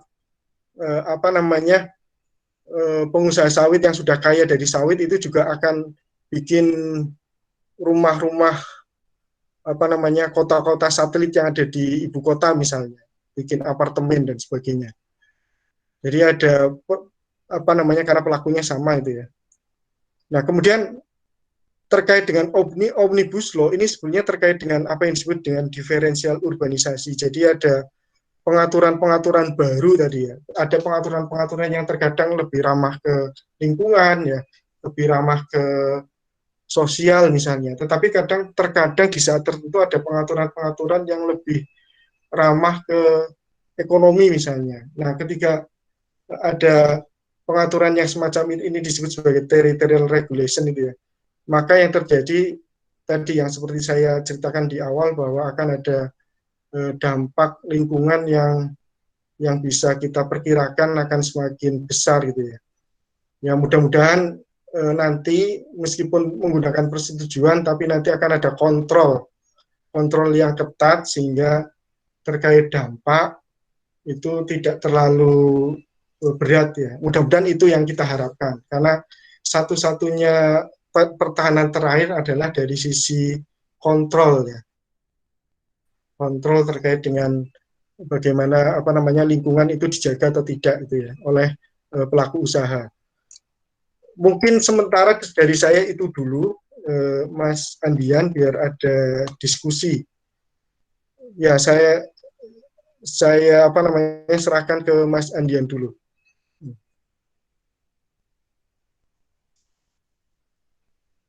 Silakan Mas Andian. Baik, terima kasih kepada Bapak Yasin Yusuf yang telah memaparkan materi mengenai dampak laut terhadap lingkungan ini. Gitu. Baik, luar biasa sekali. Jadi materinya sangat luar biasa ya, karena ternyata setelah dibahas tadi ada hal yang menarik gitu. Selain pembahasan mengenai ketenagakerjaan, di bidang lingkungan ternyata sangat menarik untuk dibahas tadi.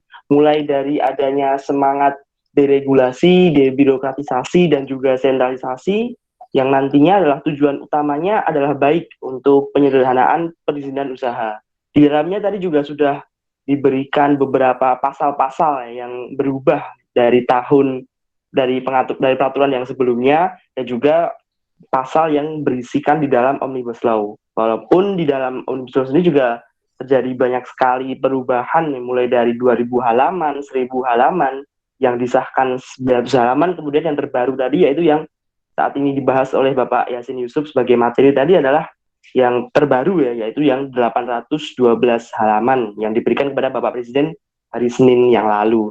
Di dalamnya juga tadi sudah dibahas mengenai tidak dihapuskan tetapi sedikit dilemahkan mengenai PPLH, AMDAL, UKL, UPL, itu semua seakan hanya menjadi pelengkap karena digantikan persetujuan lingkungan.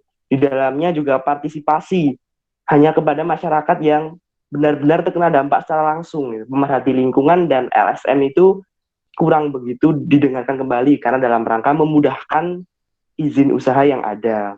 Juga perihal matriks kepatuhan perusahaan dalam mengoperasikan juga bisa menjadi pelemahan sanksi di dalamnya karena lebih menekankan pada pengobatan bukan kepada pencegahan sehingga nantinya akan dapat memicu adanya kerusakan, deforestasi dan juga degradasi lahan. Penyederhanaan memang perlu dilakukan tetapi jangan sampai mengorbankan lingkungan secara berlebihan. Oleh karena itu agar lebih meriahkan kembali acara Rudison ini sehingga pada saat ini sudah dijadwalkan juga ada sesi tanya jawab. Oleh karena itu saya persilahkan kepada peserta Rudison 2 ini barangkali sudah ada pertanyaan sebelum mengikuti Rudison ini jauh sebelum pembahasan ini dimulai, juga barangkali tertarik dengan pembahasan yang diberikan Pak Yasin tadi. Silahkan bagi teman-teman peserta Rudison 2 yang ingin memberikan atau mengajukan pertanyaan kepada pemateri pada pagi hari ini, saya persilahkan bisa dengan mengetik format nama, instansi, dan juga mic untuk langsung open mic, atau juga bisa juga bila terkendala mic bisa silahkan untuk melalui forum chat gitu. Oke, ini ada yang mau bertanya. Silahkan Kak Umi untuk memperkenalkan diri terlebih dahulu, kemudian memberikan pertanyaannya. Ya, Kalau baik, bisa, saja ya. Oh ya, terima kasih moderator atas waktu yang sudah diberikan.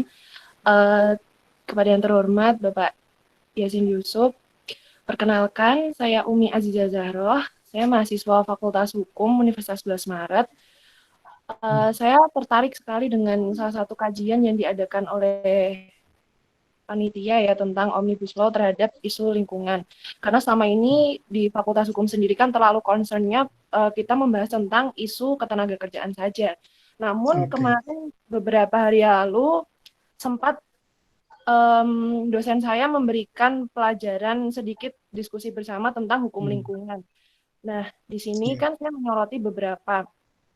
Dalam permasalahannya itu memang muncul Omnibus Law ini seakan sebagai salah satu konsep undang-undang payung. Namun yang perlu kita garis bawahi di sini ya Pak, ada undang-undang yang memang dijadikan salah satu rujukan. Namun seakan undang-undang yang dijadikan rujukan tersebut itu memang tidak bisa memayungi undang-undang sebelumnya. Nah, ada satu hal yang menarik dalam draft undang-undang Omnibus Law ini, yaitu adanya pernyataan terhadap dukungan untuk dalam dilabeli dengan mempermudah urusan perizinan ya Pak ya. Padahal kita ketahui di sini ya Pak, bila disusun sesuai dengan rujukan itu kan draft Omnibus Law terhadap isu lingkungan ini kan secara substansif itu saya pernah membaca tidak dikatakan dengan menggunakan 9 rujukan buku. Namun ternyata rujukan tersebut tidak menggunakan tema lingkungan gitu ya Pak ya. Dan lucunya dalam hal ini, dengan undang-undang lama UU PPLH itu dikatakan tidak bisa menganalisa dari resiko coordination failures-nya dalam undang-undang ini. Nah, yang saya ingin tanyakan di sini, padahal bagaimana tanggapan Bapak terkait bagaimana Pak cara memberikan, padahal kita kan tahu ya, untuk memberikan izin lingkungan itu memang harus melihat pada online single submission-nya, yaitu pada izin perusahaan terkait dengan lingkungan dan juga bangunan. Karena dan dalam hal ini, apakah peran lembaga uji kelayakan pusat mampu secara fleksibel dan rasional untuk dalam persoalan AMDAL? Karena yang saya tahu ya Pak, dalam apabila kita tidak mengkaji secara utuh dan tidak dikaji dengan benar, itu dikhawatirkan Indonesia bisa terjebak dalam natural resource curse atau hipotesis, yaitu negara yang kaya sumber daya alam namun dikuasai oleh orang-orang luar dengan modal yang tinggi, seperti misal pada Afrika Selatan kalau nggak salah Blood Diamond sama negara-negara timur pada permasalahan sumber daya migas. Terima kasih, Pak. Iya. Pripun Mas Andian, ditampung dulu atau bagaimana Mas Andian? Bisa langsung dijawab, tidak apa-apa Pak. Silahkan kepada Bapak Yasin. Terima kasih Mbak Umi. Ya, itu yang memang agak mengkhawatirkan ya, karena dari ketika Presiden kemarin akhirnya berkomentar terkait dengan Omnibus Law, itu kan dianggap masyarakat yang menyuarakan suara ya, baik melalui jalanan maupun melalui wacana gitu ya, baik di sosial media maupun di media, itu kan dianggap, pokoknya yang berseberangan dianggap korban hoak gitu loh. Padahal kalau kita lihat beberapa orang misalkan ahli lingkungan ya, aktivis lingkungan itu memang betul-betul tahu ya, tahu permasalahan risiko ya. Tadi risiko seperti yang dikhawatirkan oleh Mbak Umi ya, ketika nanti tim uji kelayakan dari pusat itu, apalagi kalau orangnya orang pusat ya, tidak tahu konteks lokal gitu ya. Karena kalau dalam bahasa geografi ada istilah local spatial knowledge ya. Jadi ada ruangan lokal ya. Jadi kalau orang tinggal di daerah itu kan ritmenya tahu bagaimana musim hujan, bagaimana musim kemarau, kesehariannya itu akan lebih tahu lah orang-orang lokal. Nah, ketika nanti hanya diserahkan ahli, kemudian ahlinya itu hanya ahli di belakang meja misalnya ya, yang semuanya hanya menggunakan data sekunder misalnya, apalagi sekarang juga partisipasi dibatasi sekali, ahli-ahli malah justru tidak boleh ya kalau dia tidak terdampak langsung. Nah, ini yang dikhawatirkan. Ya memang tadi yang ditakutkan ini kok paradigmanya seperti ekonomi menjadi panglima segalanya gitu loh. Yang penting investor betul-betul masuk ya, nanti bisa menciptakan lapangan kerja, bonus demografi nanti juga bisa mendapatkan saluran anak-anak usia kerja itu bisa bisa kerja. Yang selalu digambarkan kan itu. Apalagi tadi saya jelaskan ini sudah berbasis risk base ya, bukan license, sehingga memang cenderung pokoknya diberi izin dulu, seolah-olah semacam itu. Dampak dilihat belakangan itu loh. Yang memang mengkhawatirkan itu Mbak. Jadi memang apa yang dikhawatirkan Mbak Umi dan juga saya itu sangat terjadi. Ya, apalagi ini kan pokoknya seramah-ramahnya terhadap bisnis ya. Bahkan kalau perlu lahan pun digratiskan gitu kan. Sehingga semangat itu yang sebenarnya agak berlebihan sebenarnya. Sehingga ini semacam ada kita sekarang ngomong SDGs, kita ngomong sustainable development misalnya, itu hanya seperti lip service jadinya, seperti secara undang-undang itu jadi tidak dikawal lagi justru. Jadi ini yang sebenarnya saya juga khawatir terus terang, atmosfernya kok sepertinya kita tidak melindungi lingkungan dengan betul ya. Mudah-mudahan ini hanya kecurigaan Mbak ya, mudah-mudahan nanti kalau ini betul-betul tidak bisa tidak bisa direm gitu ya, kemudian nanti menjadi undang-undang, nanti betul-betul timnya nanti ya memang betul-betul profesional. Tetapi seperti kalau melihat pengalaman ya, biasanya justru pendekatan profesional itu bisa dilobi itu masalahnya. Jadi kalau orang lokal kemudian apalagi dia juga ahli, itu kan punya, kalau dalam bahasa Jawa itu handar beni itu ya. Dia merasa memiliki, karena dia merasa memiliki ya nanti dia memperjuangkannya itu sungguh-sungguh gitu loh. Jangan sampai gitu. Kayak kita lihat misalnya orang-orang di perbukitan Kendeng itu, ibu-ibu sampai kakinya mau disemen dan sebagainya ke istana untuk memperjuangkan biar ruangnya itu tidak dijadikan pabrik semen misalnya ya. Nah, semacam itu yang diharapkan sebenarnya. Tetapi orang-orang sana tidak akan mungkin bisa seperti itu tanpa pendampingan dari aktivis-aktivis lingkungan gitu loh. Sehingga mereka bisa ke Jakarta dan sebagainya, kemudian punya pengetahuan yang lebih kan, karena memang ada pemberdayaan, ada peningkatan kapasitas itu oleh kelompok-kelompok peduli lingkungan. Nah, sekarang kalau itu dipotong, nah ini yang agak mengkhawatirkan, semua diserahkan ke profesional bersertifikat. Nah, ini yang justru agak mengkhawatirkan. Hmm. Mungkin jawaban saya itu, Mbak, itu dulu, saya serahkan ke Mas Andian. Baik, terima kasih Bapak Yasin. Apakah ada tanggapan dari Kak Umi?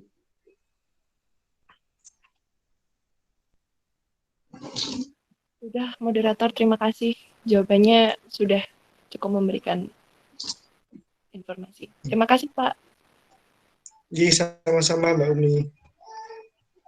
Baik, terima kasih kepada Kak Umi yang telah memberikan pertanyaan pertama tadi. Kemudian saya persilakan kepada teman-teman peserta Rudison yang lain, apabila ada pertanyaan yang ingin disampaikan, silahkan bisa melalui on mic maupun melalui chat, tetapi diprioritaskan untuk langsung on mic ya.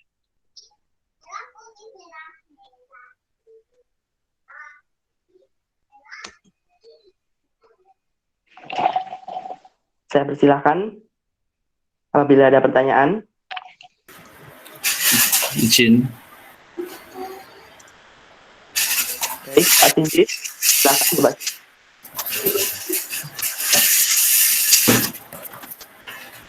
Terima kasih atas waktunya. Terima kasih kepada panitia yang mengizinkan saya ikut belajar di virtual meeting ini.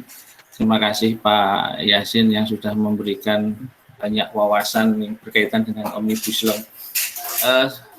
Mungkin saya bukan pertanyaan, tapi hanya sekedar tanggapan saya aja, pandangan saya aja berkaitan dengan Omnibus Law.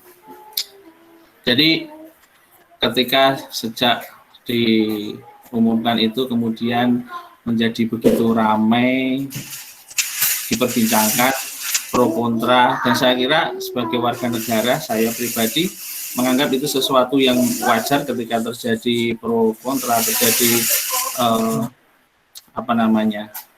pembicaraan yang begitu luar biasa.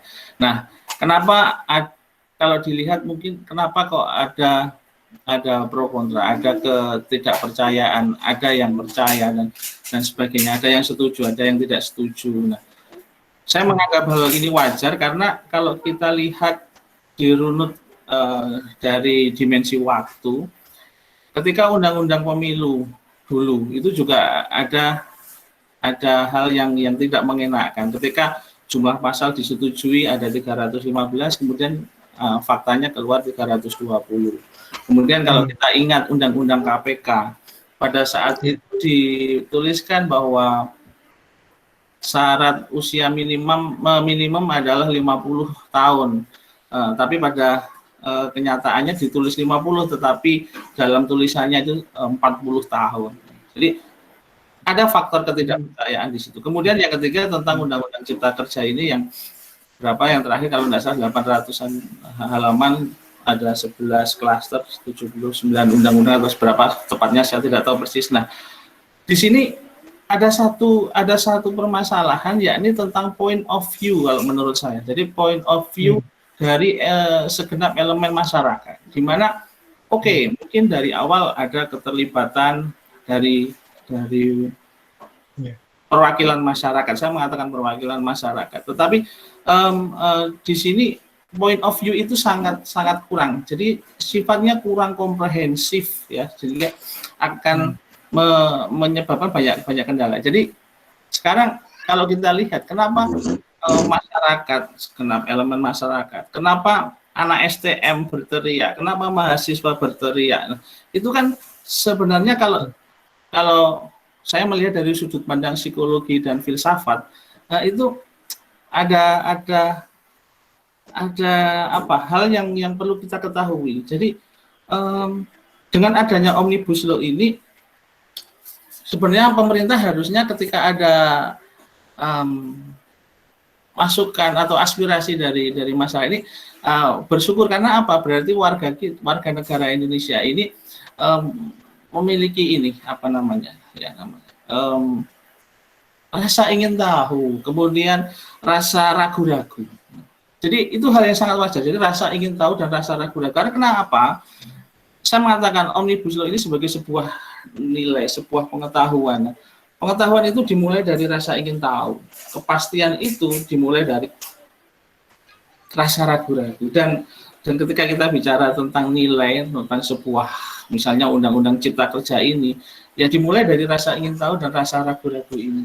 Jadi bentuk aspirasi, bentuk masukan, ini sebagai bukti bahwa masyarakat ini sudah bisa berfilsafat. Artinya dia jujur dengan dirinya sendiri untuk tahu apa sih sebenarnya Undang-Undang Cipta Kerja misalnya seperti itu. Kemudian apa sih ciri hakiki dari isi Undang-Undang Cipta Kerja dibanding dengan yang sebelumnya, itu seperti apa. Nah, itu yang pertama. Dan yang kedua, saya menyoroti kalau dilihat dari kaitannya dengan lingkungan, ya, dengan lingkungan, memang ya ada sisi positif, ada sisi negatif. Tadi kalau disebutkan betul, Pak Yasin menyampaikan bahwa semakin ramah investasi, ramah investor dengan harapan ramah lingkungan juga. Tetapi ini kan juga tidak serta-merta seperti itu. Jadi misalnya kaitannya dengan perlindungan lahan pertanian pangan yang berkelanjutan. Kalau disingkat apa itu LP2B. Nah, LP2B itu yang pada pasal sebelumnya kalau tidak salah itu membahas tentang adanya syarat-syarat yang sangat ketat yang berkaitan dengan alih fungsi lahan.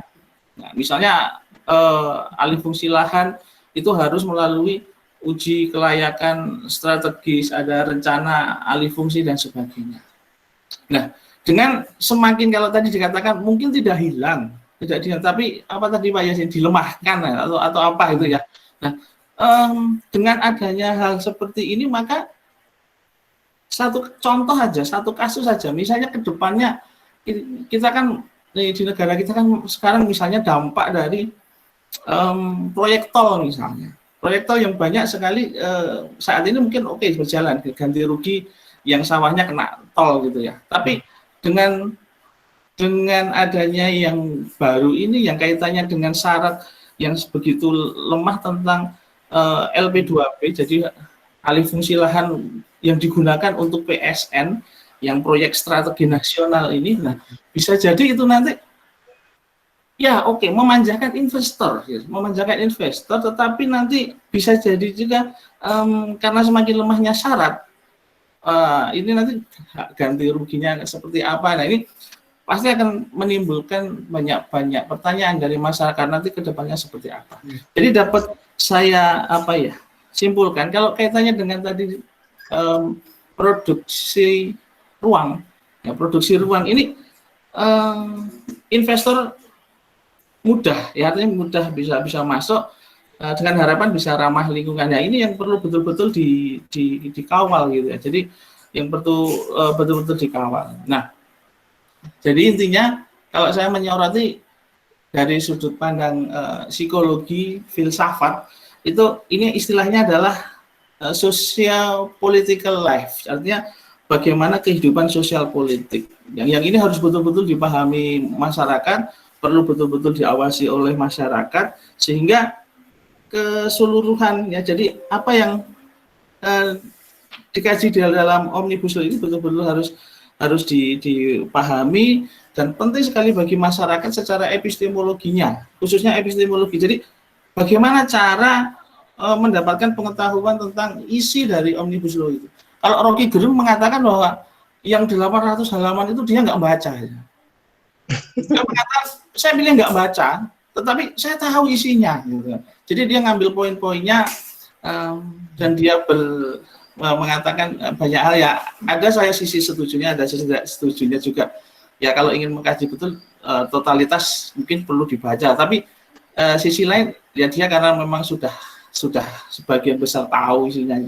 Jadi seperti forum ini begitu bagus. Ini bagian dari epistemologi, artinya bagaimana kita bisa tahu isi dari Omnibus Law ini. Nah, harapannya sebagai warga negara, entah itu kaitannya dengan lingkungan, kaitannya dengan perizinan yang dipermudah dan sebagainya, yang lain intinya adalah teori nilai Bapak Ibu, teman-teman dan mahasiswa semua. Jadi bagaimana kita sebagai warga negara yang baik itu betul-betul memahami tentang teori nilai. Jadi bagaimana dengan adanya Omnibus Law ini efektivitasnya nanti seperti apa? Ini yang perlu betul-betul dikawal. Itu yang penting. Jadi kalau saya menyoroti yang lingkungan, khususnya tadi yang LP2B tadi, saya ada sisi ketakutan juga. Nanti ke depan misalnya proyek tol atau yang semula lahan istilahnya hijau yang harusnya memang untuk sawah, tapi semakin mudahnya investor akan jadi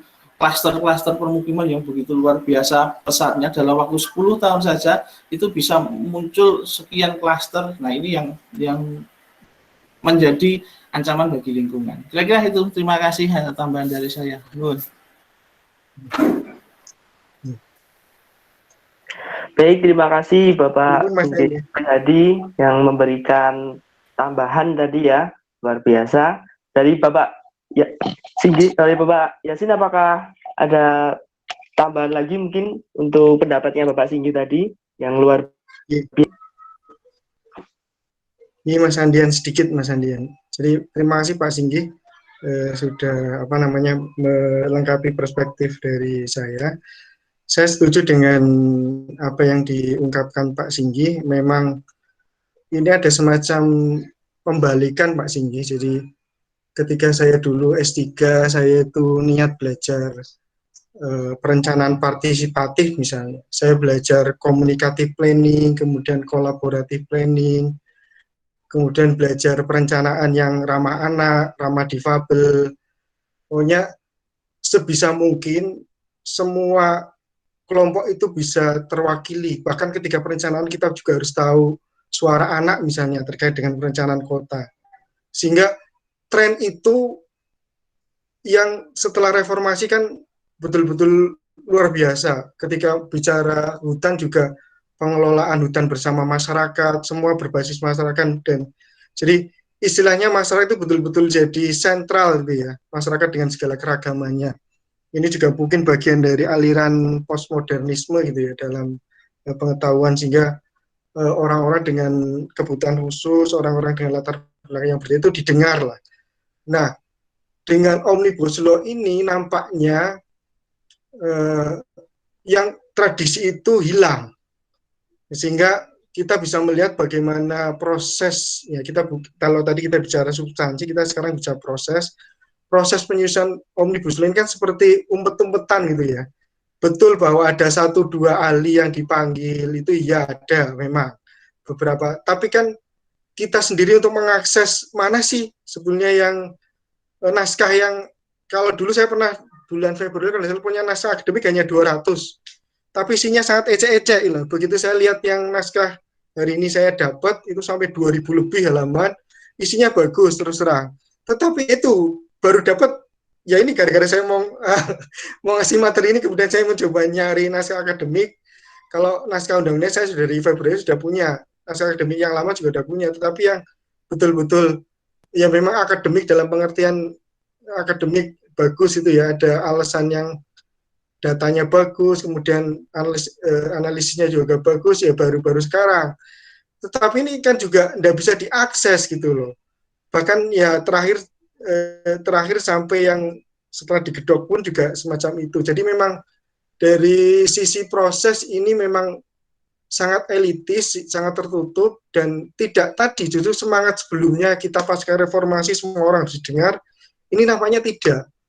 Bahkan sekarang ada pengedepanan keamanan gitu ya, begitu ada demo itu dibilang hoak dan seterusnya, terus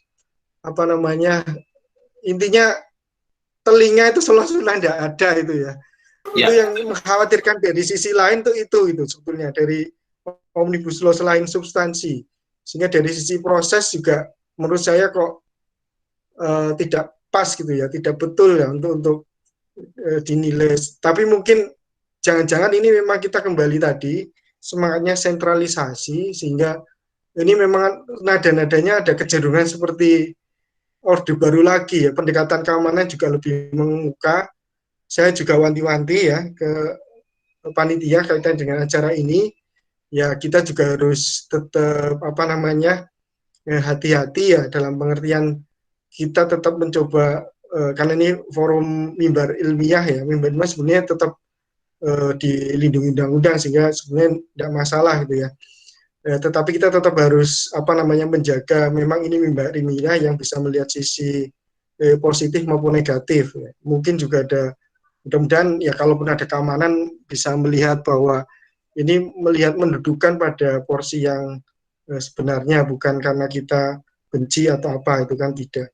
Sehingga sebetulnya kan beberapa orang sudah mengingatkan gitu ya.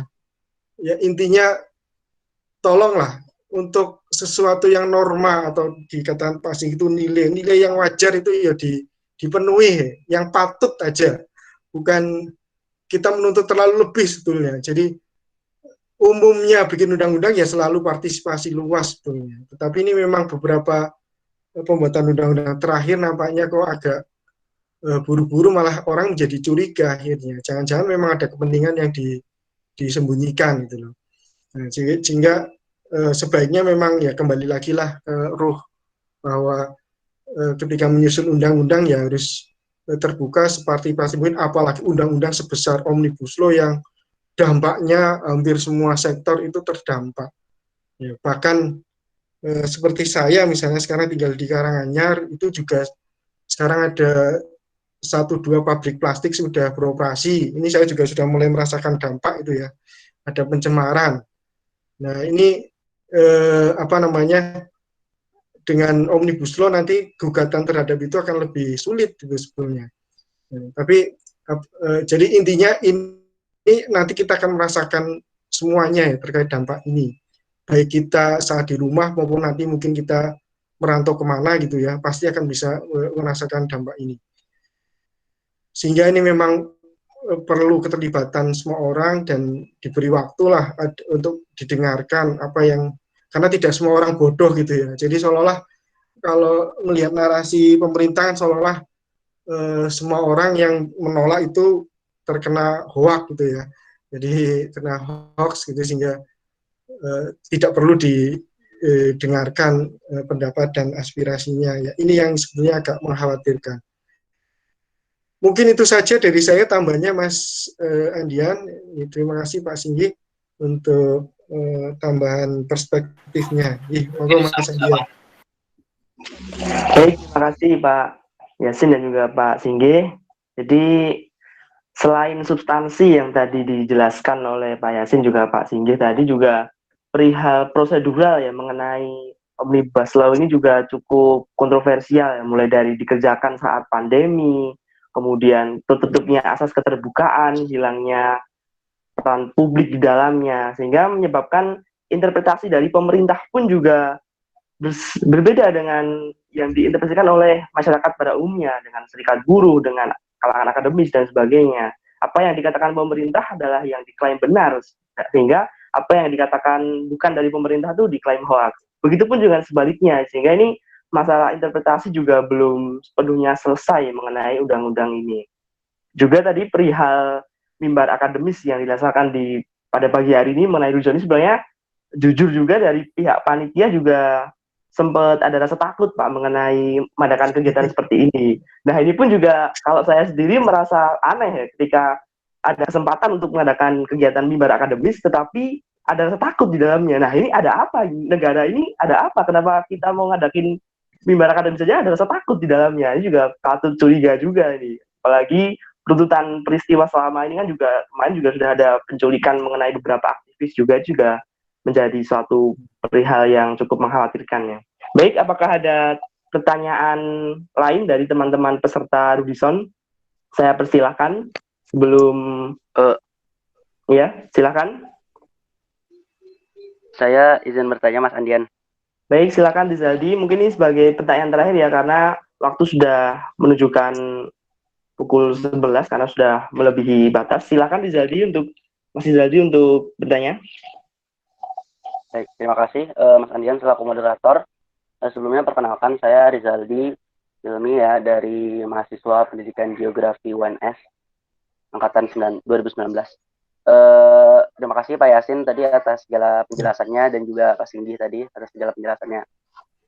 Pertanyaannya, sebelumnya saya ingin mengeluarkan unek-unek sedikit. Jadi kan kebetulan saya juga orang Kalimantan Pak ya, tinggal saya di Banjarmasin. Dan saya kecil itu emang bolak-balik Kalteng Kalsel gitu, karena orang tua juga kerja gitu, dulu waktu masih SD gitu. Nah jadi kerusakan-kerusakan atau pencemaran lingkungan, kerusakan alam, illegal logging, kebakaran hutan itu udah dipandang mata lah setiap tahun gitu. Saya setiap lewat itu ngeliat lah gitu, bukan dari TV, bukan dari media sosial, tapi secara langsung gitu. Terus dampak yang masyarakat Kalimantan rasakan, apalagi yang masyarakat adat ya, yang di daerah-daerah pedalaman di Kalimantan itu, yang masyarakat Dayak dan segala macam, itu mereka merasakan sekali gitu dampak dari kerusakan alam ini gitu yang di Kalimantan. Ya mungkin Pak Yasin juga sangat paham lah mengenai masalah lingkungan ini.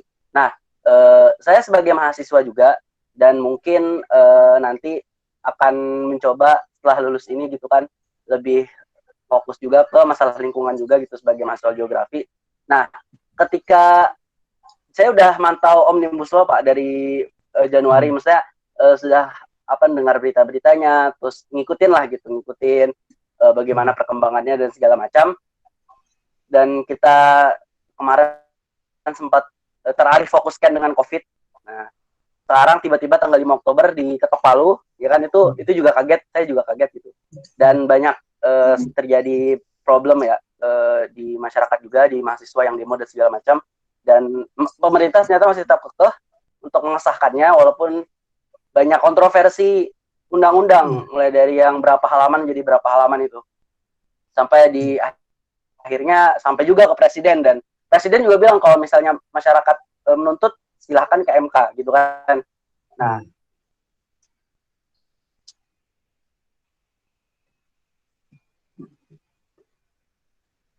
kalau nanti MK, seandainya MK juga mengesahkan, artinya MK undang akan berlaku dan berjalan gitu. Saya sebagai mahasiswa, sebagai generasi penerus lah gitu, masih muda. Nah, kira-kira apa yang harus kita lakukan gitu Pak, mengenai nanti banyak sekali dampak-dampak atau hal-hal yang terjadi yang tidak kita inginkan, dan bagaimana kita tuh mencari solusinya gitu. Mencari solusi ini, Omnibus Law sudah disahkan nih, ini aturan sudah disahkan. Akan banyak investor-investor yang akan masuk dan berinvestasi secara gila-gilaan lah gitu, secara liar-liaran lah gitu. Nah, bagaimana nih aktivis lingkungan, LSM, mahasiswa yang mungkin aktif di sana dan segala macam, memberikan kontribusinya dan memberikan solusinya gitu terhadap, ya paling nggak masyarakat lah yang terdampak pada Omnibus Law ini gitu, terutama yang masalah lingkungannya gitu, entah nanti masalah agraria dan segala macamnya gitu. Bagaimana kita ini harus ngapain gitu Pak? Dia Omnibus Law udah disahkan, terus menurut Bapak nih mahasiswa dan LSM ini harus ngapain gitu? Ya, saya jujur hopeless Pak. Udahlah, terserah pemerintah aja sebetulnya. Cuma kan nggak bisa gitu, kita harus tetap kawal ya kan. Kesian juga kan masyarakat, terutama masyarakat adat yang ada di pedalaman, yang mempertahankan tanahnya gitu kan, yang diambil alih oleh perusahaan dan segala macam. Baik Mas, jadi kalau maaf Mas Andi, gimana Mas Andi? Alhamdulillah lingkungan hopeless, hilang gitu.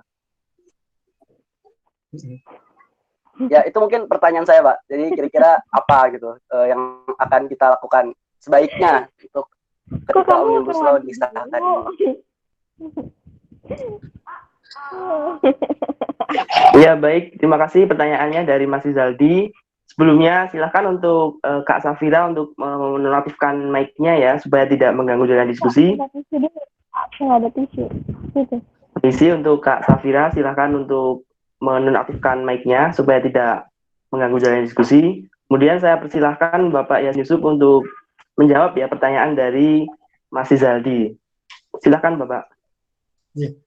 Baik, terima kasih Mas Rizaldi. Ini Mas Rizaldi apalagi merasakan langsung ya, bahkan sebelum Omnibus Law diundangkan ya, dampak kebijakan sebelumnya pun dengan Undang-Undang Kehutanan maupun lingkungan tadi itu juga dampak negatifnya tetap terasakan ya. Sekarang dengan adanya semakin ramah ke investasi sehingga terkait dengan lingkungan menjadi lebih fleksibel, itu tentu saja nanti akan dampak termasuk konflik agraria dan sebagainya juga akan semakin besar. Nah, tadi karena di undang-undang diatur bahwa masyarakat yang boleh mengajukan protes itu hanya masyarakat yang terdampak langsung.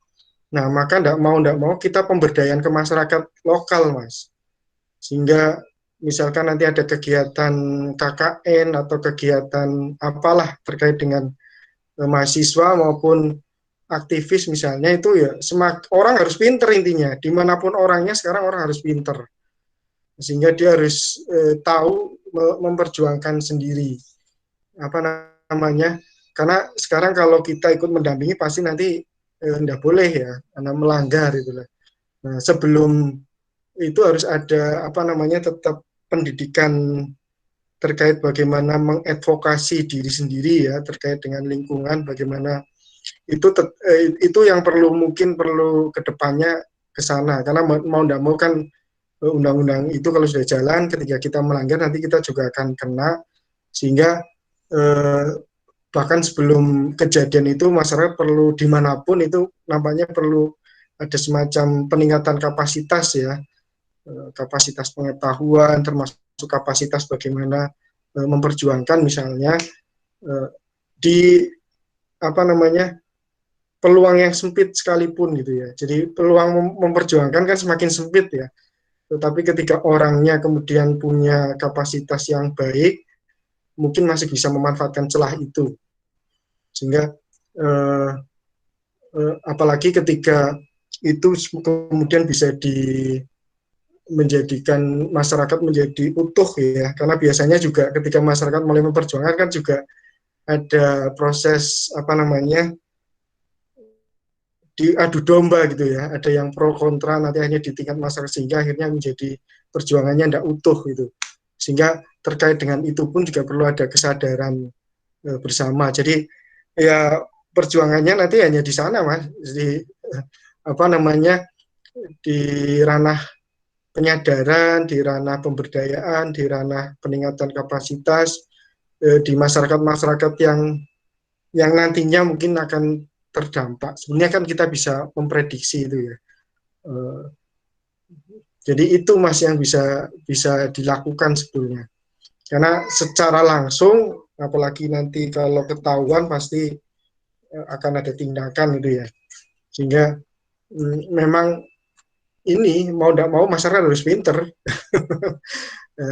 Sehingga ketika nanti terdampak dia bisa juga memperjuangkan. Sehingga tugas kita ya menurut saya kok itu yang masih bisa dilakukan. Nah, tapi gini Mas, jadi alam kan juga tidak diam ya. Artinya ketika batasnya sudah tereksploitasi, pasti ada momen. Entah bencana besar atau apa gitu ya. Ketika momen-momen itu ya kita harus bersuara gitu ya.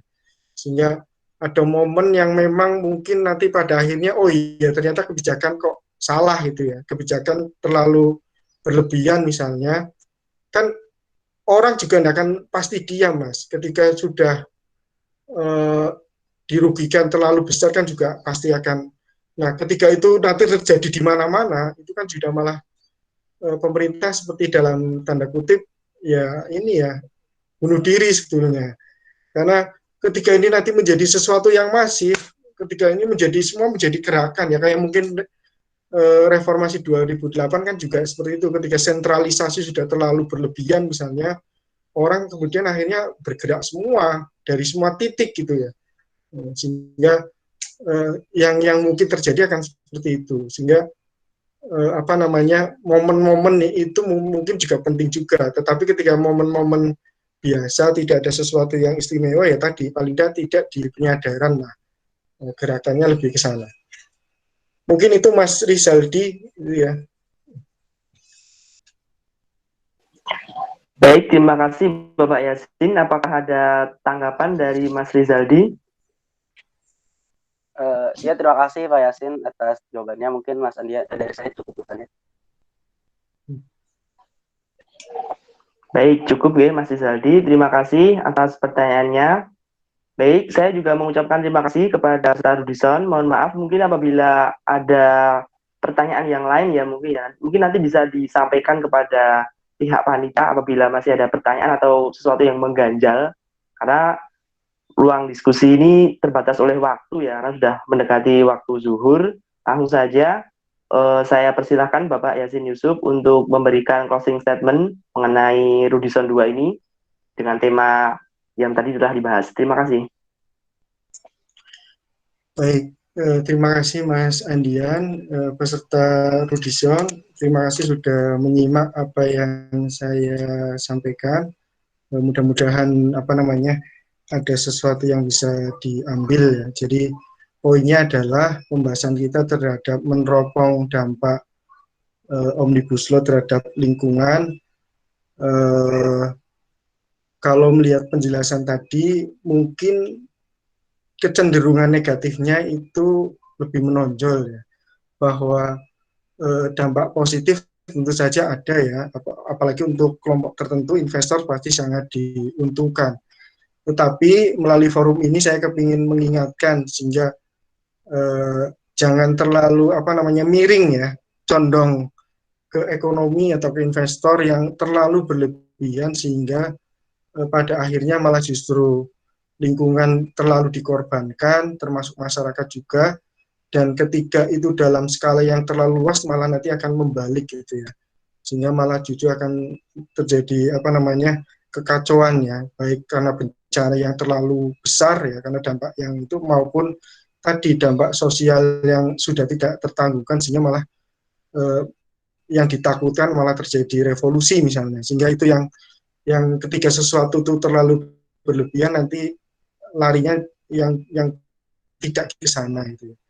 Sehingga mumpung ini suara masyarakat juga masih selalu disuarakan, tolong telinganya dibuka lah, jangan terlalu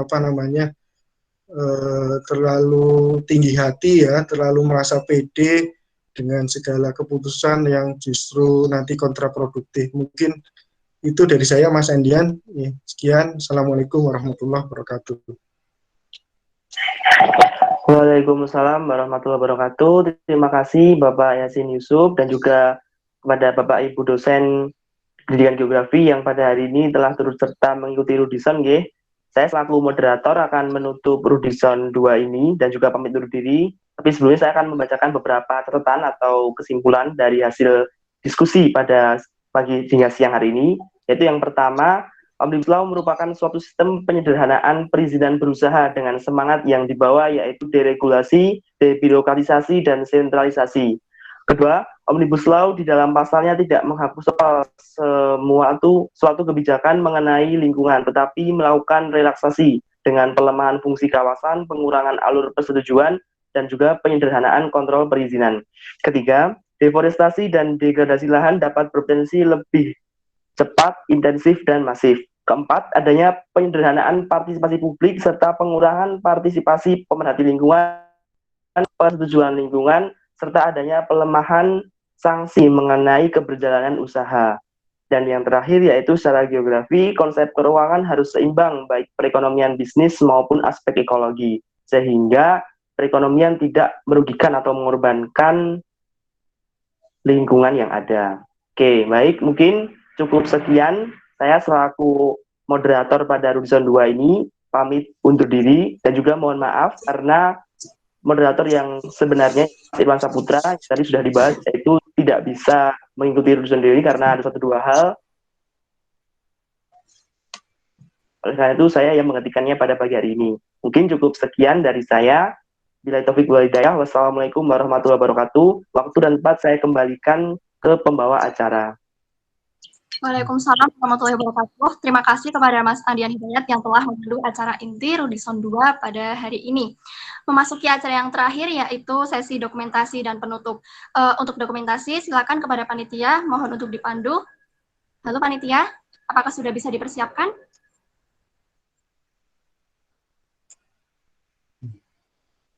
Halo?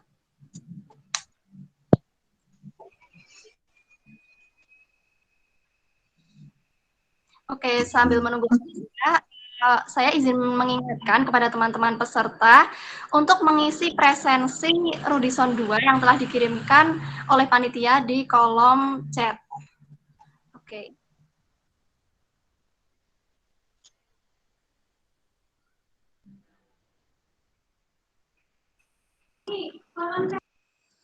Panitia on cam ya? Panitia, peserta. Peserta on cam ya?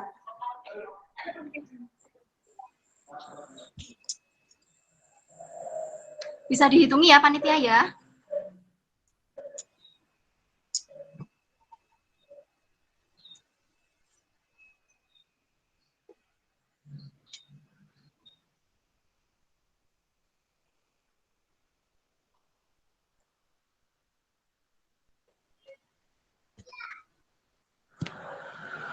Halo panitia. Baik, tolong on cam ya. Bisa dihitungi ya. PDD udah siap? Oke, 1, 2, 3.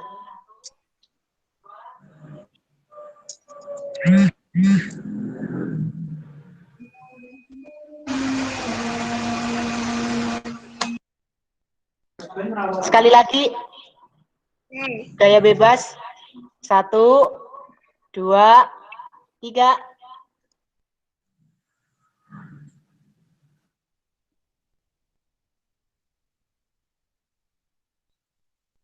Baik, terima kasih. Kami kembalikan ke MC. Oke, terima kasih panitia yang telah memandu untuk sesi dokumentasi. Selanjutnya, yang terakhir, terima kasih kepada Bapak Dr. Yasin Yusuf SSI MSI yang telah berkenan menjadi moderator kali ini. Terima kasih juga kepada Mas Andian Hidayat yang telah berkenan menjadi moderator untuk juga terima kasih kepada Ibu dosen pendidikan Geografi FKIP UNS yang telah memfasilitasi ini. Apresiasi sebesar-besarnya kepada Himago, panitia Rudison 2 dan saya telah sangat antusias untuk mengikuti Rudison 2 hari ini. Saya sebagai pengacara mohon maaf terdapat banyak perkataan maupun perbuatan yang semua. Saya Alvanita Mauliati Pulana, izin pamit. Sampai bertemu lagi. Wassalamualaikum. Waalaikumsalam warahmatullahi wabarakatuh. Waalaikumsalam warahmatullahi wabarakatuh.